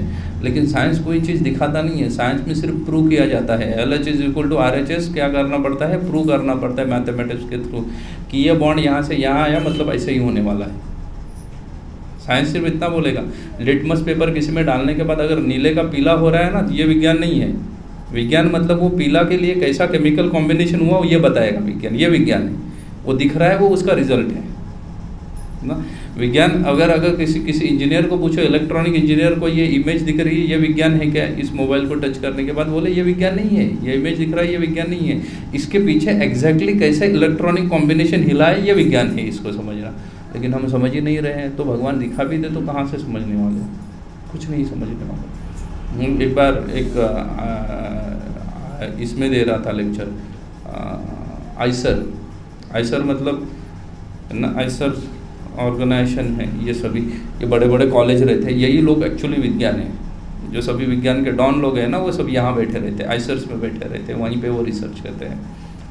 तो एक बंदे ने बहुत आर्गूमेंट किया मेरे साथ, बहुत सारे क्वेश्चन पूछे। कुछ क्वेश्चन मेरे समझ में नहीं आए। तो हमारे मंदिर में एक ब्रह्मचारी केशवनाथ प्रभु में उनके लेके गया, क्योंकि वो डॉक्टर है। क्योंकि वो जितने सारे क्वेश्चन पूछ रहा था मेडिकल फील्ड के पूछ रहा था, मैं ठहरा इंजीनियरिंग फील्ड का, तो मुझे कुछ समझ में नहीं आ रहा। तो एक थ्योरम के बारे में पूछ रहा था, बोल रहा था कि हम जीवात्मा बना सकते हैं, जीव हम बना सकते हैं। उन्होंने वो थ्योरम पूरा का पूरा लिखा बोर्ड के ऊपर, सॉल्व करके दिखाया उसको वो थ्योरम। उस थ्योरम की जगह पे 4 बार केमिकल रिएक्शन की थी। वो 4 जगह ऐसी थी जहाँ पे 36,000 बार अगर वो रिएक्शन करो ना तो उसमें से 1 बार वो सक्सेसफुल होगा। कितने बार? 36,000 बार करने के बाद 1 बार सक्सेसफुल होगा। ऐसे 4 बार, मतलब 36,000 × 4 कितने हो गए? कितने कॉमर्स वाले हैं यहाँ? हाँ 144, मतलब लगभग 1.5 लाख बार अगर वो ट्राई करेंगे जीव बनाने का, तो कितने बार सक्सेस होंगे? एक बार। वो तो 4 है ना, तो 4 को मल्टीप्लाई किया तो एक बार सक्सेस होंगे। 1.5 लाख टाइम अगर ट्राई करेंगे तो। उसके बाद उन्होंने क्वेश्चन पूछा कि बोले जिन लोगों को बच्चे नहीं होते हैं, जितने भी सारे कपल्स को, वो बोले ऐसे कपल्स कितने होते हैं? हज़ारों में कोई एक होता है, या 10,000 में कोई एक कपल होता है जिसको संतान नहीं होती है। कहाँ पे आ गया? 10,000 में कोई एक ऐसा निकलता है जिसको संतान नहीं है। लेकिन तुम्हारे हिसाब से अगर देखा जाए तो 1.5 लाख में कोई एक कपल होना चाहिए था जिसको संतान हो रही है, उनके हिसाब से जाएंगे तो, साइंस के हिसाब से जाएंगे तो। लेकिन वास्तविकता है वैसी नहीं है, इसलिए साइंस कोई काम नहीं कर रहा है। लेकिन हम सोच रहे हैं, लेकिन साइंस अनुमान प्रमाण पे चलता है। लेकिन वेद जो है ना, वेद चलते हैं शब्द प्रमाण के ऊपर। शब्द प्रमाण को कहते हैं कि किसी के शब्द के ऊपर आप विश्वास रखो। हम एक सुंदर उदाहरण देते हैं उसके लिए, शब्द प्रमाण के लिए, कि अगर आपको आपके पिता के बारे में पता करना है, डीएनए टेस्ट कराओ आपकी जाके। डीएनए टेस्ट करने के बाद एक व्यक्ति का डीएनए 27 लोगों के साथ मैच होता है। पता है आपको कितने लोगों के साथ मैच होता है? 27। मेरा डीएनए मेरे पिता के साथ मैच होगा, मेरे माँ के साथ मैच होगा, मेरे दादा के साथ मैच होगा, मेरे चाचा के साथ मैच होगा मेरा डीएनए, मेरे भाई के साथ मेरा डीएनए मैच होगा, मेरे बहन के साथ मेरा डीएनए मैच हो सकता है, मेरे मौसी के साथ मेरा डीएनए मैच होगा, मामा के साथ डीएनए मैच होगा, नाना के साथ डीएनए मैच होगा, नानी के साथ डीएनए मैच होगा, दादा के साथ मैच होगा, दादी के साथ मैच हो जाएगा, दादा का भाई है उसके साथ भी मेरा डीएनए मैच होगा, क्योंकि हम एक ही रूट से आए हुए हैं। इसलिए 27 लोगों के साथ हमारा डीएनए मैच होता है। पता करो अभी इसमें से कौन पिता है करके। डॉक्टर कुछ नहीं बोल सकता है, बोले कि 27 लोग हैं, अभी ढूंढ ले इसमें से कौन पिता है। विज्ञान यही आंसर देगा। वेद क्या बोलते हैं? भाई इतना मत कर, तू माँ के पास चला जाते रहे, and better ask to your mother कि भाई मेरा पिता कौन है कर। इसको कहते हैं शब्द प्रमाण। बोनाफाइड अथॉरिटी है माँ किसके बारे में? पिता के बारे में पूछने के लिए। ये डीएनए टेस्ट वगैरह बोनाफाइड है क्या? बोनाफाइड अथॉरिटी नहीं है। बोनाफाइड अथॉरिटी माँ थी, किसके लिए? डीएनए के बारे में पता कर, आपके पिता के बारे में पता करने के लिए। उसको जाके पूछो कि मेरा पिता कौन है, बहुत आसानी से बता देगी वो, कुछ करने की आवश्यकता है नहीं है। वैसे ही वेद है, वेद को शब्द प्रमाण कहते हैं। कृष्ण ने ज्ञान दिया ब्रह्मा को, ब्रह्मा ने नारद को, नारद ने ज्ञान दिया आगे व्यासदेव को, और ऐसे ही गुरु शिष्य परंपरा में जो ज्ञान चला है ना, उसको क्या कहते हैं? शब्द प्रमाण कहते हैं उसको। श्रीमद् भागवतम के प्रथम स्कंद के प्रथम अध्याय के प्रथम श्लोक में भगवान कहते हैं, तेने ब्रह्म हृदय आदि कवये। मैंने किसको ज्ञान दिया? पहले ब्रह्मा को ज्ञान प्रदान किया, फिर ब्रह्मा ने नीचे नीचे वो चलते आया, वो कहाँ तक पहुँचा है? हम तक पहुँचा है। इसलिए ये जो वैदिक ज्ञान है ना, इस ज्ञान कोई 4 शाखाएं हैं। जैसे बोनाफाइड यूनिवर्सिटीज़ होती है, वैसे वैदिक ज्ञान प्राप्त करने की 4 यूनिवर्सिटीज़ है। इनको कहा जाता है संप्रदाय। 4 प्रसिद्ध संप्रदाय है। उसमें से प्रथम संप्रदाय है, भगवान ने ब्रह्मा को ज्ञान प्रदान किया, ब्रह्मा ने वो ज्ञान नारद मुनि को प्रदान किया, ऐसा चल चल के कलयुग में वो ज्ञान पहुंचा है। उसको कहते हैं मध्वाचार्य के द्वारा, इसलिए वो ब्रह्म संप्रदाय बन गया। भगवान ने लक्ष्मी को जो ज्ञान प्रदान किया उसको बोला जाता है श्री संप्रदाय। आप साउथ इंडिया में जाओगे तो बहुत सारे श्री वैष्णव हैं। भगवान ने शिव जी को ज्ञान प्रदान किया, वो बन गया रुद्र संप्रदाय। और भगवान ने ज्ञान प्रदान किया चतुष्कुमार को, उसको कहा गया है कुमार संप्रदाय। तो अगर हमें हमारे जीवन में से दुख को हटाना है तो हमें क्या करना पड़ेगा? वेदों के द्वारा ज्ञान को प्राप्त करना पड़ेगा। हरे कृष्णा। अगर सच में दुख को हटाना है और सुख की खोज में है ना हम, तो हमें वेदों के द्वारा ज्ञान प्राप्त करना पड़ेगा। और वो भी कैसे? बोनाफाइड अथॉरिटी के द्वारा, परंपरा में। ब्रह्म संप्रदाय, ब्रह्म संप्रदाय वही ब्रह्मा जी के द्वारा आया है, वो ब्रह्म संप्रदाय है। 2 मिनट ये बात हो जाएगा।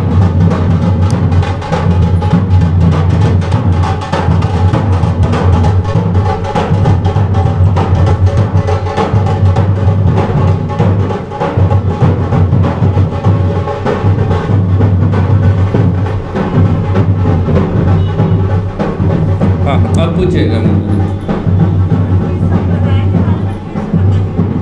4 संप्रदाय मैंने बताए, ब्रह्म संप्रदाय, रुद्र संप्रदाय, श्री संप्रदाय, कुमार संप्रदाय। इस्कॉन उसमें से ब्रह्म संप्रदाय में आता है। इस्कॉन जो संस्था है वो ब्रह्म संप्रदाय से है संस्था। रामानुजाचार्य है वो श्री संप्रदाय है।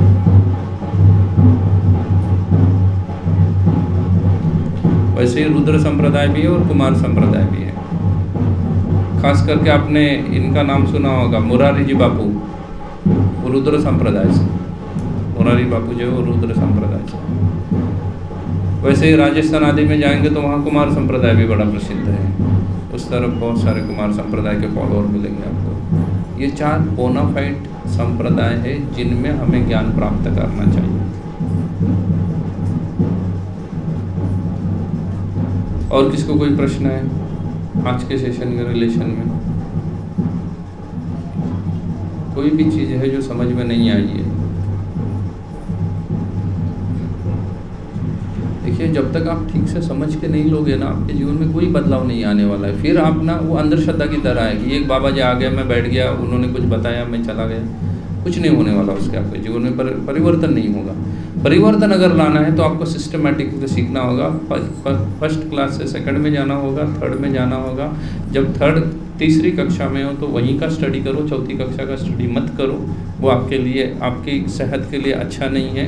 कौन सी ना, जो भी आपकी शैक्षणिक सेहत है उसके लिए वो अच्छा नहीं है। 5वीं कक्षा में हो तो 5वीं का ही पढ़ाई करो। तो वैसे अगर हम सिस्टमैटिकली पढ़ेंगे तब जाके हम समझ पाएंगे, किसको? अध्यात्म को समझ पाएंगे। नहीं तो आज मैं भागवत कक्षा में बैठा, कल चला गया और कोई इस्कॉन वाले वाले उनके पास गया, परसों कहीं कीर्तन में गया। अच्छा है, बुरा तो है नहीं, लेकिन वो कैसा है ना, वो गाय की तरह है। आपके यहाँ गाय, बच्चा स्कूल में जाता है और स्कूल के बड़े बड़े ग्राउंड है, उसमें गाय भी जाती है घास खाने के लिए, जाती है ना। वो बच्चा एक ही कक्षा में पढ़ता है, इसलिए वो क्या करता है? प्रोग्रेस करता है। वो गाय प्रोग्रेस करती है, 10 साल के बाद वो वहीं है, घास खा रही है। बच्चा वहाँ नहीं है, बच्चा प्रोग्रेस कर गया है। तो इसलिए मेरे आपसे विनती है कि आप लोग इसको सीरियसली लेके सिस्टमैटिकली पढ़ो, तो आपके जीवन में देखो बहुत बड़ा बदलाव आएगा। नहीं तो आप ऐसे ही करते रहोगे तो फाइनली आपको कुछ हाथ नहीं लगने वाला है। आप जीवन भर भी ऐसे ही कई सारी कथाओं में जाते रहो, आते रहो, फाइनल रिजल्ट आपके पास कुछ नहीं उपलब्ध होने वाला है। हरे कृष्णा। किसी को कोई प्रश्न है तो मुझे पर्सनली भी, मैं रुका हूँ, आप पूछ सकते हैं। थोड़ा सा मैं लेट हुआ क्योंकि 8:30 वी सपोज टू एंड। वो अगर आप लोग 6:30 को आते हो तो लेकिन आप लोग आए थोड़ा सा लेट हो, तो वैसे ही हमारा लेट हुआ। कल आप लोग समय पे आइएगा, कल और परसों, तो हम उसको क्या करेंगे? समय पे ख़त्म कर सकते हैं। हाँ, आज तो हमने देखा कि हम आनंद कैसे प्राप्त करेंगे। कल का सेशन क्या है? हाँ, कर्म के बारे में देखेंगे। अच्छे लोगों के साथ बुरा क्यों घटित होता है? Why bad things happening with good people?